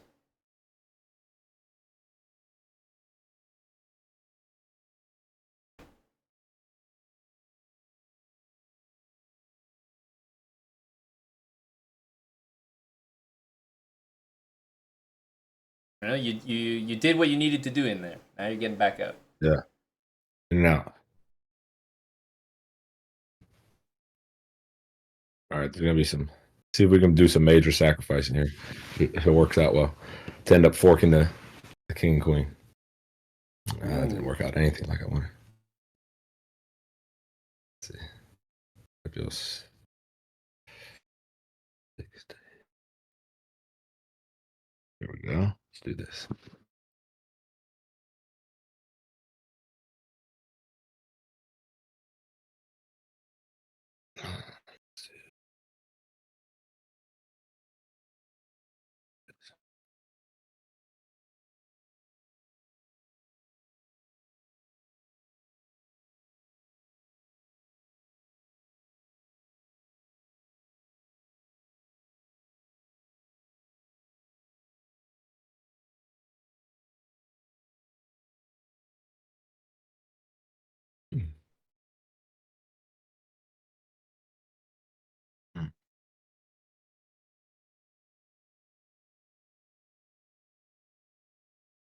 So getting a little more risky. So I guess I'm up some pieces I can do.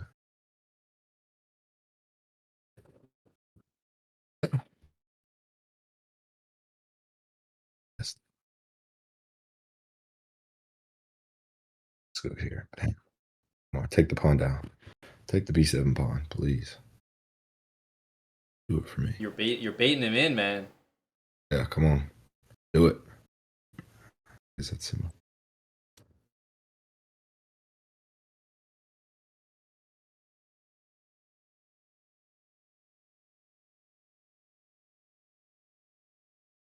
Right there's bam.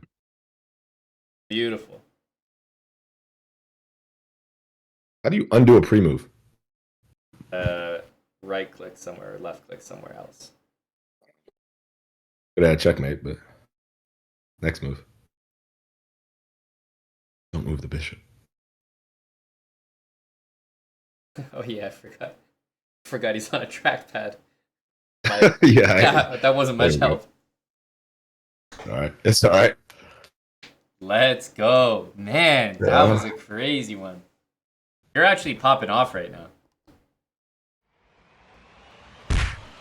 Tell you what, if you just play a little more fundamentally sound, it makes it way easier. I can like actually think through it. And I think I'm getting used to the time a little more. I'm like, all right, I can think this long. And then it's So back to the start, you made a move on move 2 that we have never seen before. Other knight, right? You want to defend that pawn. I think I was stuck on the last game when I was white. Yep. Maybe. I know. So yeah. This here, and then you did the bishop, and it's like we're doing nothing to take care of this pawn in the center. Yeah. Just leaving him there. So you gotta, start with this one, and then let's say he had played his same knight move, then we could have got our knight out. We could go for this bishop pawn, like nice simple stuff like we had talked about. Yeah. Yeah. So no problems. As usual, like you can always recover. Like you're a strong player. Like you can recover back from something like that. But if we get to a point where the openings are crisp as well, then you're going to be off to a good start and then improving from there. Right. So still, even with that pawn down, you jump the knight in. You're always like looking for things to create. Like this was beautiful. And in this position, I'll just let you have a think here. So you have a move with black, and it's a very good move. And it's I should have put the queen there. Yeah, it's even better. It's even better than your move. No. How crazy is that? Mm.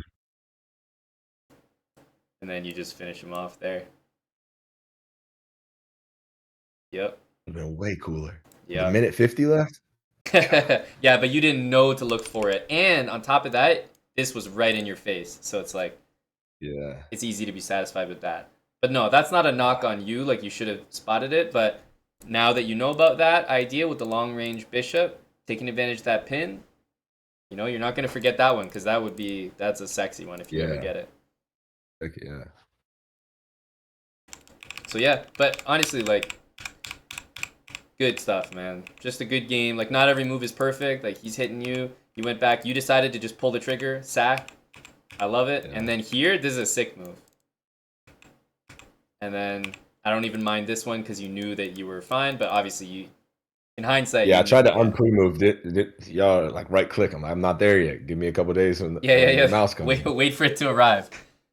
Yeah. That's right. But honestly, like... It wasn't even that big of a deal because this was a great move and you're going to get his queen, so at least that was okay. Yeah. But yeah, in the future, if you ever pre-move something, then you can just click off like on a random other square. So I usually just, if I'm like pre-moving, then I'll just like right-click somewhere, not on that square, and it'll undo it. Cool. All right. Back in, man. That's a good time draw.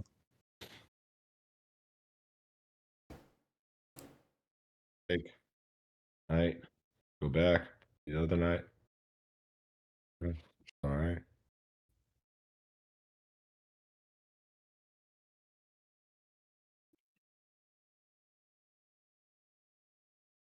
But yeah, my chat would like to let you know that you can cancel the pre-move by pressing an arrow key. Oh, nice. Okay. Just, That works. make sure you're Trackpad on. users as well. Yeah, make sure you're on game before the mouse gets there as well. Yeah. Thank you, chat. Always looking out. Thank you. Yeah. Appreciate it, chat.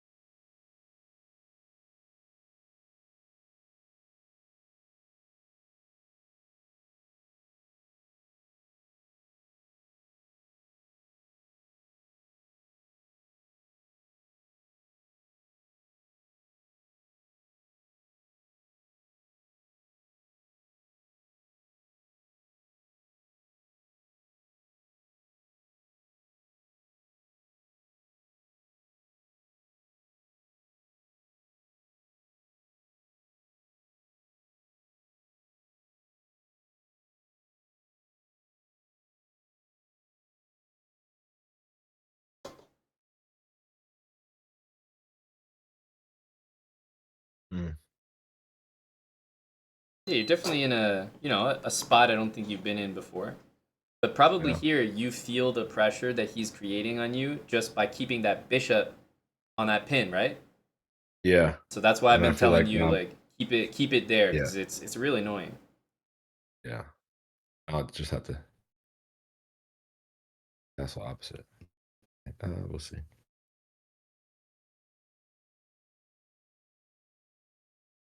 If I can take the knight next. All right, I can do that, I guess. Ooh. I repin the knight again. My goodness. I'll be all right.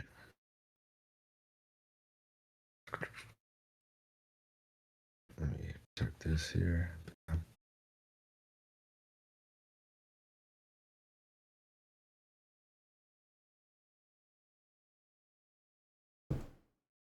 That knight.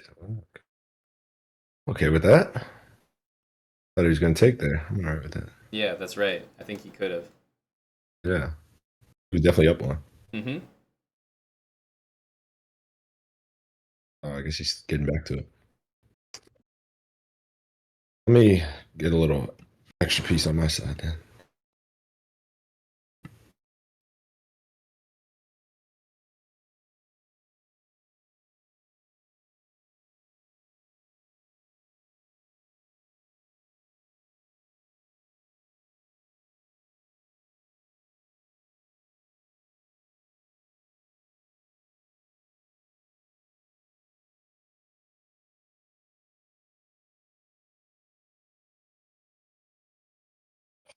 That was a bad.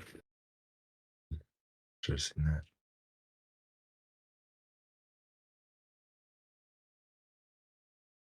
Don't make a bad play worse. And remember, once you're behind, like you're gonna be down material here. Once you're in that Yeah. spot, then you have to speed up because that's kind of your Yep. only, that's all you've got now. Yeah. Come on, trackpad. Work, baby.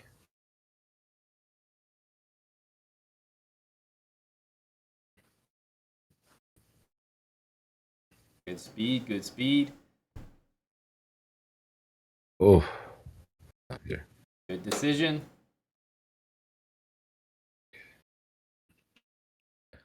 King to the front.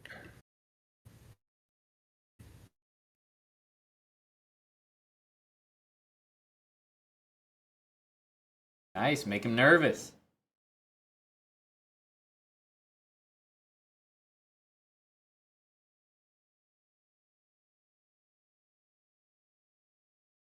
Oh, I don't like being stuck down there. That's Not a okay. great spot to be. Oh, definitely don't like that move. I was about to do a terrible move.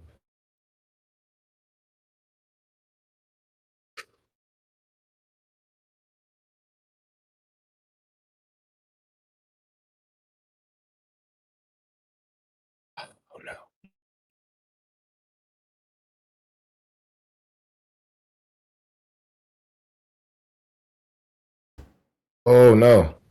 That was a good try.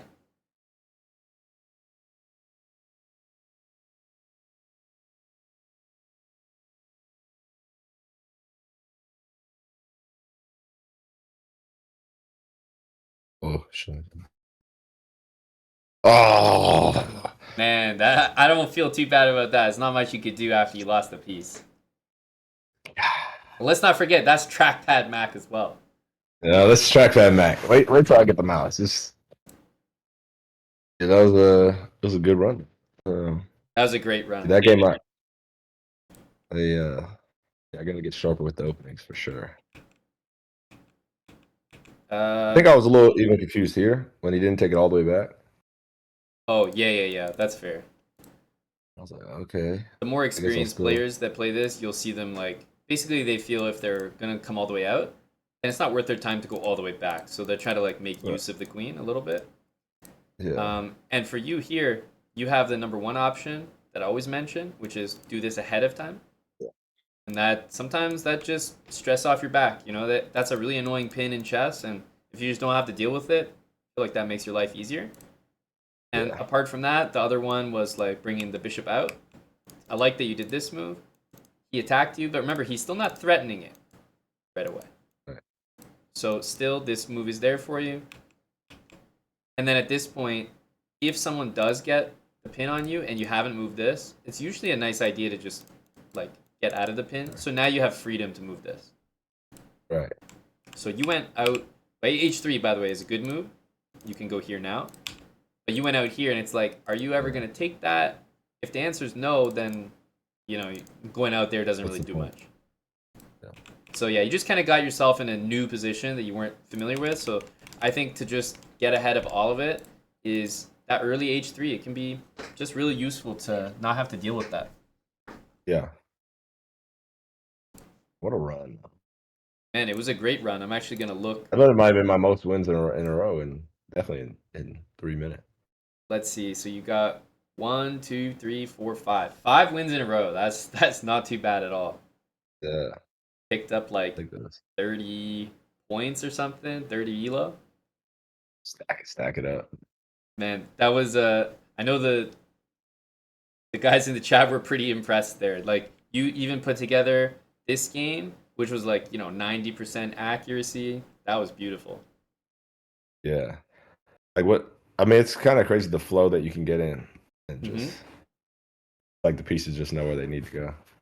Yeah, like at least when you're familiar with the opening, then it sets you up for the middle game because you know where the pieces go. And one thing that you're really good at is like coming up with a plan. So you never look like you're lost. Yeah. Yeah, I just like those pin situations, stuff like that. I'm like, it doesn't feel too hot. Yep. Or But find a way I have to go. say the one thing, like number one thing, maybe you could guess it, that you seem to always fall into or seems to be a weakness of yours. Not playing H3. No, man, you're actually pretty good at that. You're actually pretty good at that. You missed it that last game, but what else did you miss last game? Did I miss a checkmate? No, you missed something that happened to you. Oh, I got them both on the same level. I should have taken the pawn. You got forked. Yeah, by the pawn, the rook bishop. Exactly. And that's not the first time. I've seen your two pieces get forked by a pawn in so many games. Like in the tournament you played with the guys on Tuesday. Yeah. Happened a lot. So it's very clear that you are excellent at not hanging your pieces, like not leaving them on squares where they're just taken for free. That's a really huge asset because believe me, a lot of guys in your event, they're going to be just hanging free shit. I promise you that. But the number one way I've seen you lose stuff that escapes your, it's kind of not on your radar fully, is the pawn supported by another one of their pawns that's forking, hitting two of your pieces at once. Yeah, that one hurt. That's the one. So that's if you want to be on the lookout for anything, that's the one. Pawn forks. Yeah. Opening the pawn forks. That's right. That's right. We're gonna keep drilling it though. Yeah, keep chopping away. Yes, sir. That was today didn't feel like I don't think I had to think as much, so I don't feel as fatigued playing that many games. Yes. I feel like it was a little more second nature of like, all right, this is what should happen. This is what should happen. Good. So And I don't we have to really stress out about those first, 10 moves, whatever it might be. exactly, and you're in the flow. Like not every blitz game you're going to be up on time. So Right. obviously don't expect that. Some games it's like it's complicated, you're going to spend more time, but you had a good mix today. In general, you were up on time, or if you weren't up on time, you were up on position. Yeah. It happens. I thought it was a good mix of blitz today, so I was happy to see it. Yeah, it's great stuff. Great stuff today. Beautiful, man. So I don't know. What do you think about tomorrow? You want to let me know? Yeah, tomorrow I'm like is a off day for us, so I'll go in and like get some work in the morning. Okay, Um, so I'll shoot you a text, but I'll have some time tomorrow, even perfect, if you man. want to do early or something. Yep, I should be streaming tomorrow, honestly, from pretty early. So you can shoot me a text whenever, and Cool. we'll- I'll be here with the people. So whenever you're ready Yeah, to join. I'll be ready. I'll let you know, dude. I appreciate it. Today was great. Yeah, no problem, Mac. Hopefully, Stacking stuff. hopefully some of it's sticking a little bit, but honestly, you're picking it up real quick. Even though you might forget something, and I'm like, hey, we just looked at this. For the most part, you actually are getting a lot of things that we just look at, like the bishop back instead of taking the knight, like taking with the Yeah, knight first instead of a bishop. So you're doing well, man. yeah, it's getting there. I appreciate it, dude. I'll see you tomorrow. All right, yo, later, Yeah, I'll Mac. catch y'all tomorrow. Yep, chat. See ya, Yeah.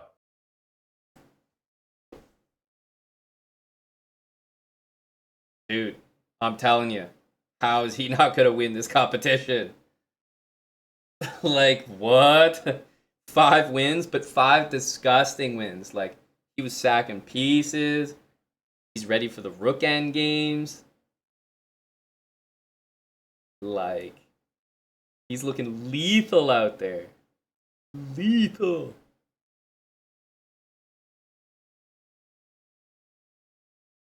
Yeah, this is the event here, Ralph.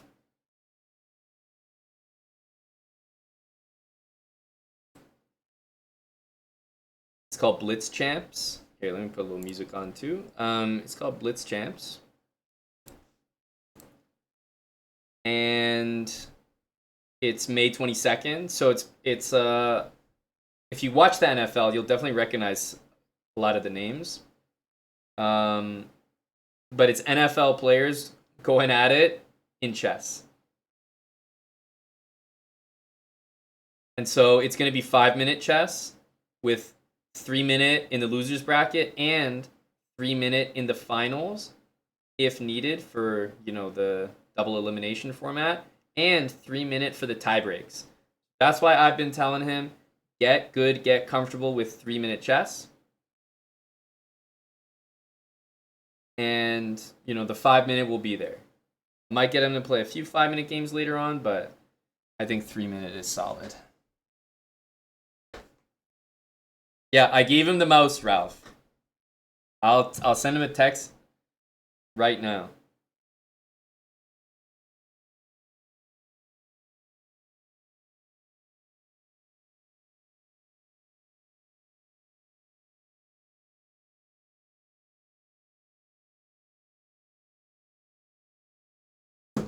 Don't forget the mouse.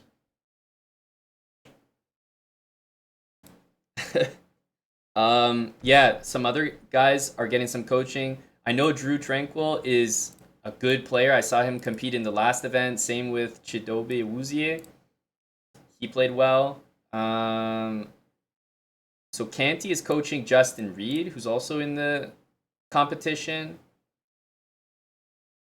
Eric and Kyler, you guys may know, have been working together in the past. We're working with Mac here. There he is. So a few people are getting some coaching, but it's not required for the players before the event. Chicken Pants says if he doesn't win the event, ban on the line. Chicken Pants, you believe in Mac?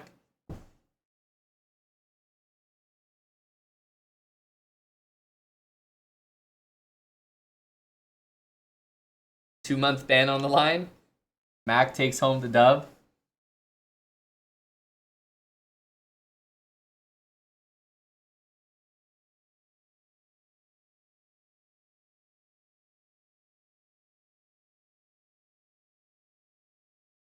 But guys, from what I just saw there, a lot of understanding. He's not clueless in the end games. He doesn't seem lost in the middle game looking for a plan. Even when he blunders a piece or a pawn, it feels like he's in there with every game. The I feel like the mouse is just gonna unlock. It's gonna unlock him. He was fast on a goddamn trackpad too. He was putting some good speed together at the end.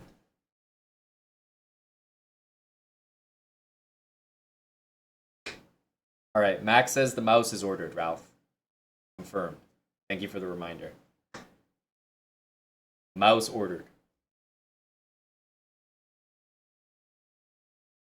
Yeah, exactly, DLM. You know, from one athlete to another here, you know. Just looking out for my fellow athletes. Always want to see them do well. Reformed, thanks for the raid, man. At the other players' ratings, Bam, there's a few people that have a similar rating to Mac. So there's definitely a lot of guys at like 1100, 1150, 1200. I think those are like some of the favorites, some of the names they mentioned here. Like Larry Fitzgerald is a pretty good player. Drew Tranquil, he won the title last year, so he's a solid 1100, 1150. I've seen him play. He's solid, so that'll be a good matchup. And then Chidobe Awuzie, he's definitely not solid, but he knows how to attack, and he's an instinct player. He's actually really good. Like I would say, he has really good understanding, and Drew is like very good fundamentals. But both of those guys are around 11, 1200. And I know Larry Fitzgerald is, I think he's like maybe 1,000 or something. Yeah, Wuzier won the first edition of Blitz Champs. So this guy won. Mac, obviously, you know, add him to the list.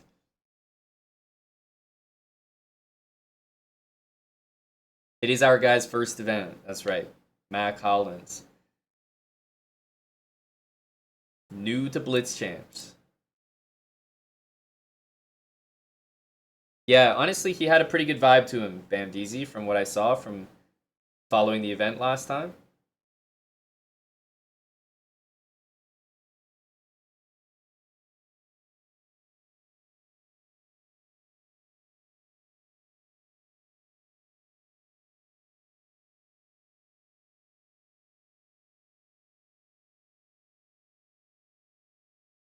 Very cool, very cool. That was a good session today. Covered a lot.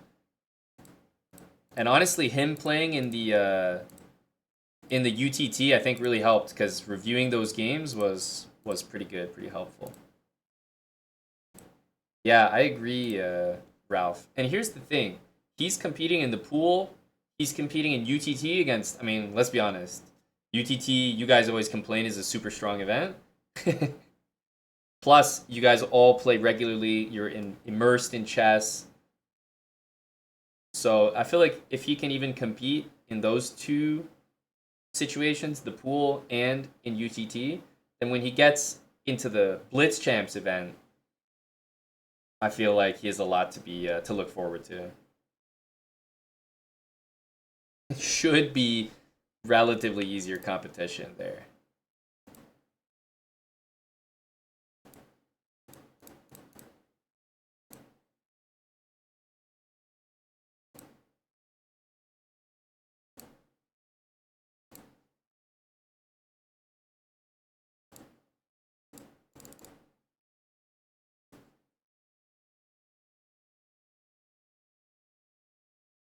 Yeah, I should have asked if he played him, Zug. But he said he played a few of the guys in the locker room and undefeated, so that's a good sign. Got to maintain the locker room integrity and dominance, you know. He said he's 4-0 right now. He mentioned that Chase Claypool had definitely played before. But still, he's the locker room champ.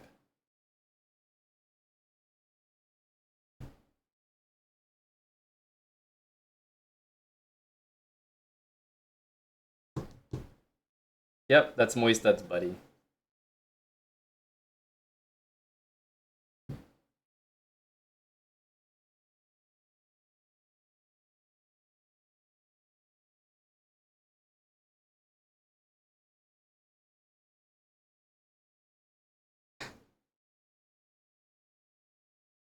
DLM, are you following the golf, buddy? PGA Championship? We just got done a chess session, but I saw that our buddy Sahit is there. Hopefully Moistad is supporting one of his friends. Wait, really, Tim?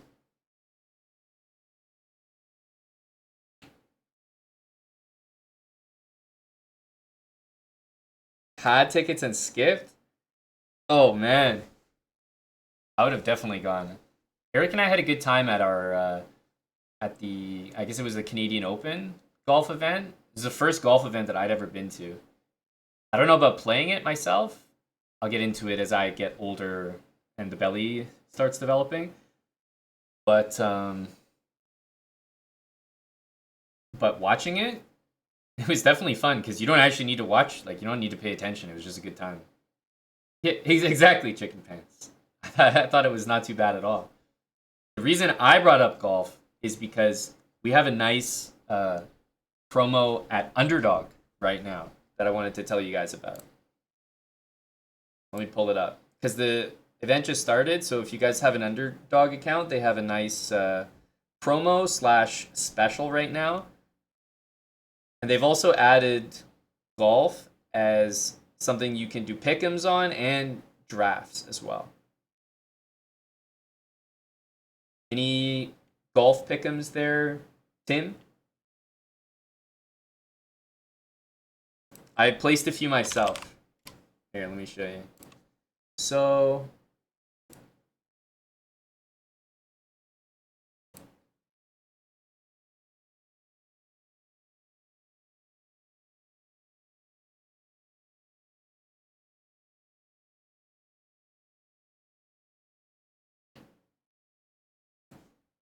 here we go. Here's the Underdog. Let me move this camera.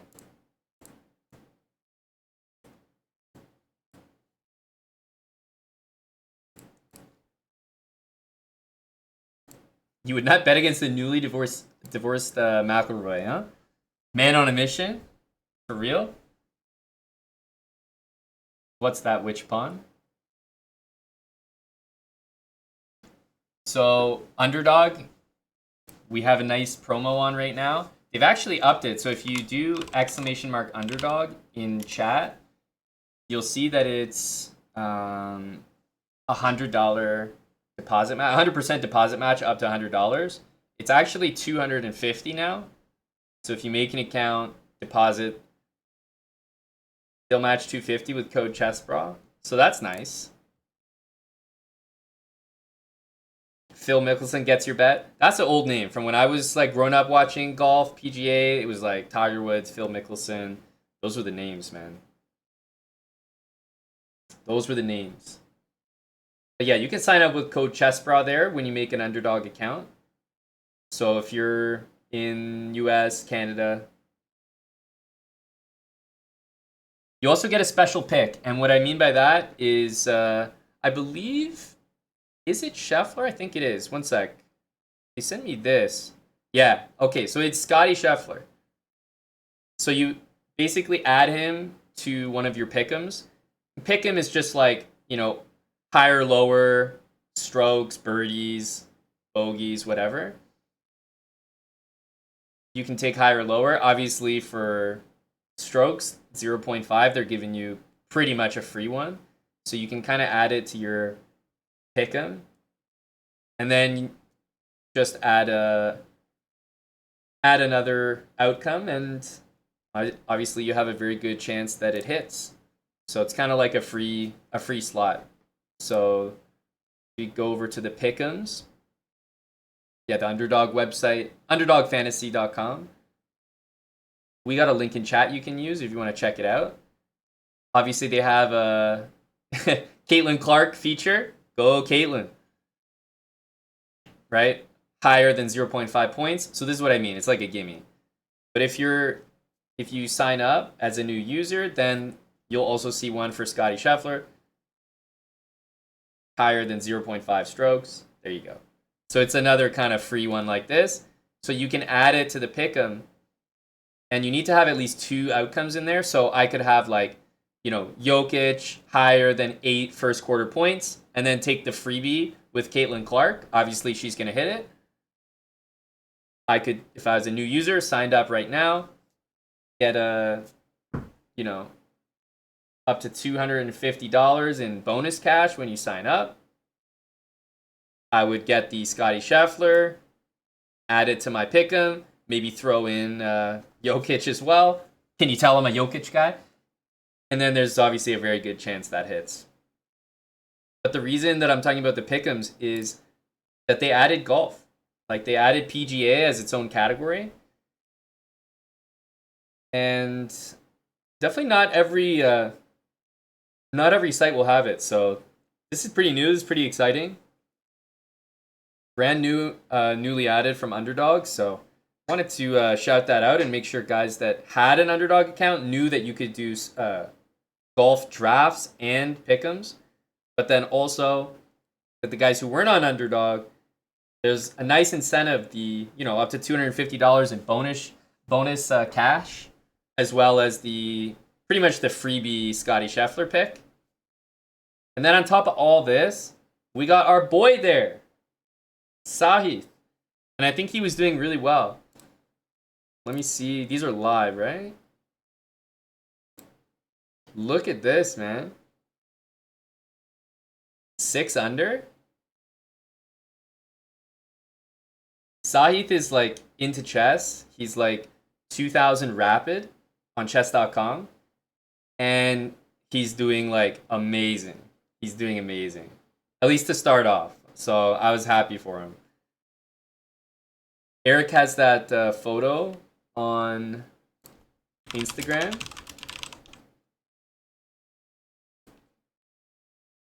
Here we go. You guys seen this one?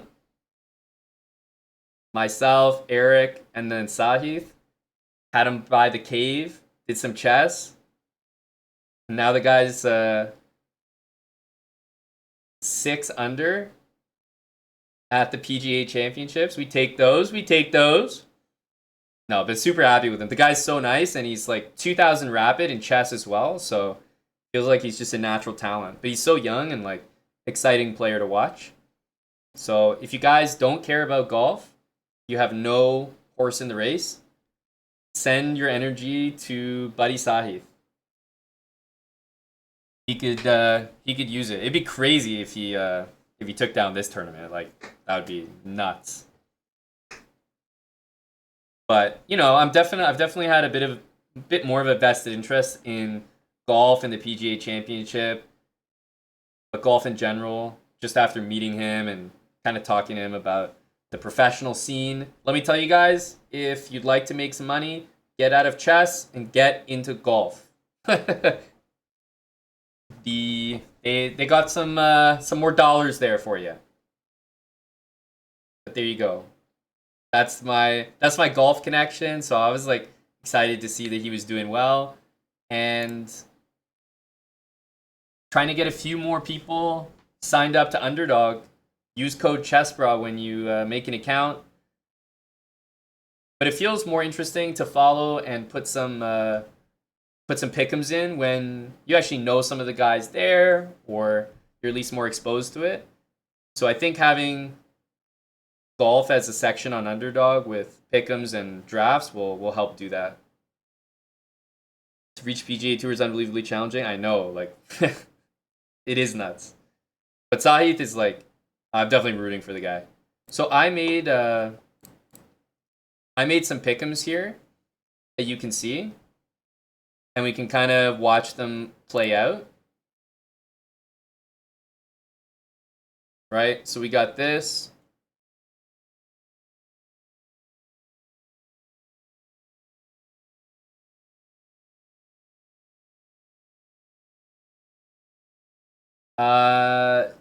Chef Express.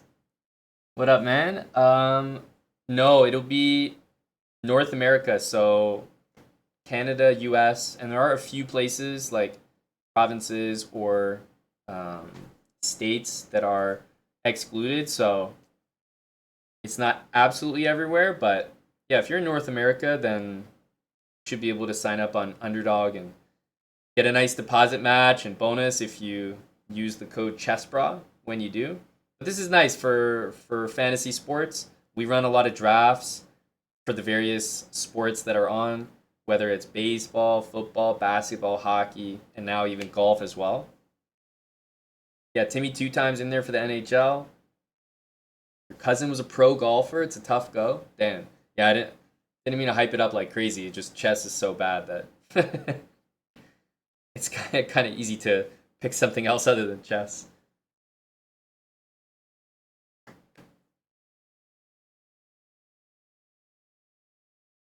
So lower than 36, 35, you take those.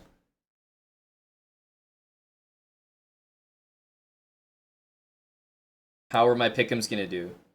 So we got 3 pick'ems here. So I did a bunch. This one was for the the golf that's on.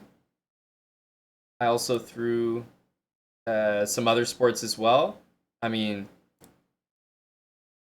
you can combine them. So if you're doing pick'ems on, and by the way, they have an app, so you can use the apps on your phone. It's a great app.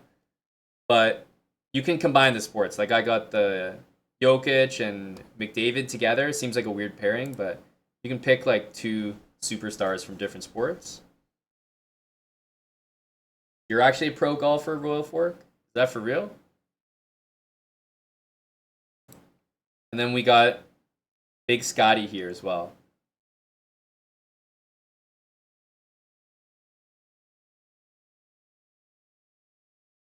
And so obviously they'll pay out based on how many hit. If you miss one, usually it doesn't pay out. But if you have insurance, then you could account for that with taking some, some worse upside, but more protection. Usually, your boy, no insurance. So hopefully they all hit. But if at least 2 of them hit and one of them pushes, then genuinely a pro Royal Fork. Oh shit! No, that's exciting, man.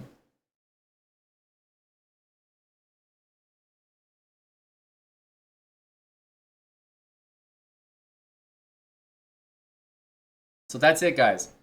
Check out Underdog. We've been working with them for a while. We have a tournament every Tuesday, Underdog Title Tuesday. We've got the Underdog right behind me. It's always been there. It's been a long time partner of ours. Just want to remind everyone about the PGA Championship that just started, and sign up with code ChessBro. It's the best time to claim your special pick. As I mentioned, the Scheffler. Pretty much get a freebie to add to your pick'em. So it's kind of like a nice way to start, have a very good shot at winning your first pick'em.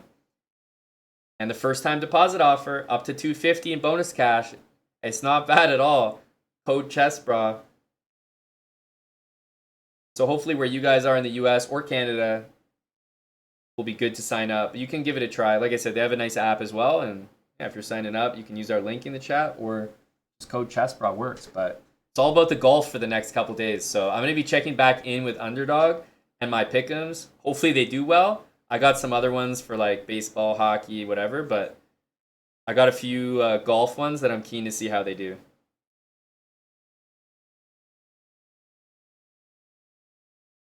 So I'll be checking back in with my Underdog pick'ems. Wish me luck, and hopefully Sahith does well, because that's our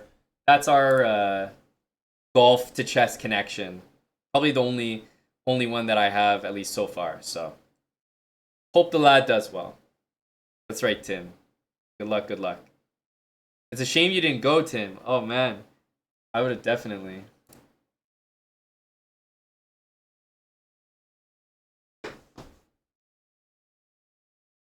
Yeah, he's 2000 Rapid Royal Fork.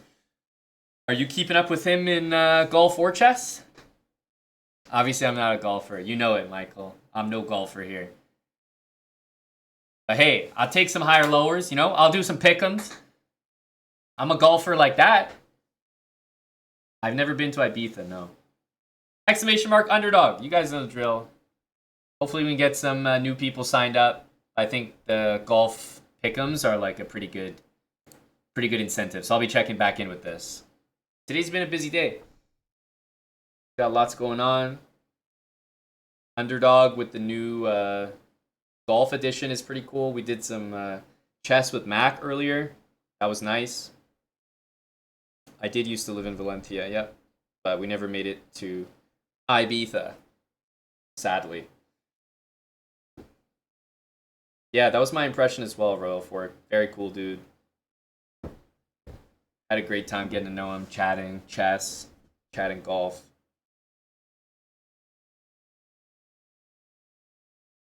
Yeah, I'm a disc golfer. Don't get it twisted. Michael2288, thanks for the 16 months. Oh yeah, guys, shout out to so many of you. I've missed so many, but while I'm doing the sessions, I don't like to pause and call out every sub, so sorry in advance. Sorry in advance for next time, and then sorry after the fact for this time. Freeze, thanks for the 39 months. Minicy Repair, 28. Kangley Bingley, 27. Juv Julia, 28 with Prime. Molmshog, 53. Emmett Smith, that was a football one, so I had to mention that one. Thanks for the year. Jail Pauls, Marshmallow Fury. Orangi, 54. Josh, 20. Rui, 45. Omizi Malik, Tier 3, 64. 3 years from Alexander Eve. Thanks for the 3 years, man. Tier 3 as well. I appreciate all the resubs, guys.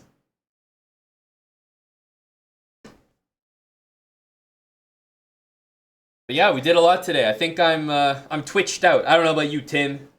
I say we take the folk over to kick. We had a good session, and tomorrow I will be streaming for the large majority of the day. So I'll be starting in the morning, and tomorrow night we're actually gonna try to get a few matches going on the channel, put up some prizes. So tomorrow night, a little chess bra fight night, which will be hosted later in the evening on Kick. And you probably heard Mac at the end of today's session. He was like, "Yeah, I'm down to do something tomorrow." So we'll probably work on some chess again tomorrow with him as well. But it'll be a full day tomorrow, like pretty early, like maybe 10, 11 a.m., something like that. And going into the evening because we're hosting some fight night matches. But I'm going to head over to our Kick channel right now, guys. Thanks for tuning in. It's been a pretty fun day so far, but not quite done. Not quite done. Just having our nightcap over on Kick. That's kick.com/chessbra. That's where I'm headed right now. Just going to end the stream here, but it'll start up again on Kick in about 30 seconds. We stream a lot on Kick right now, so if you're not following, that's a great place to find us.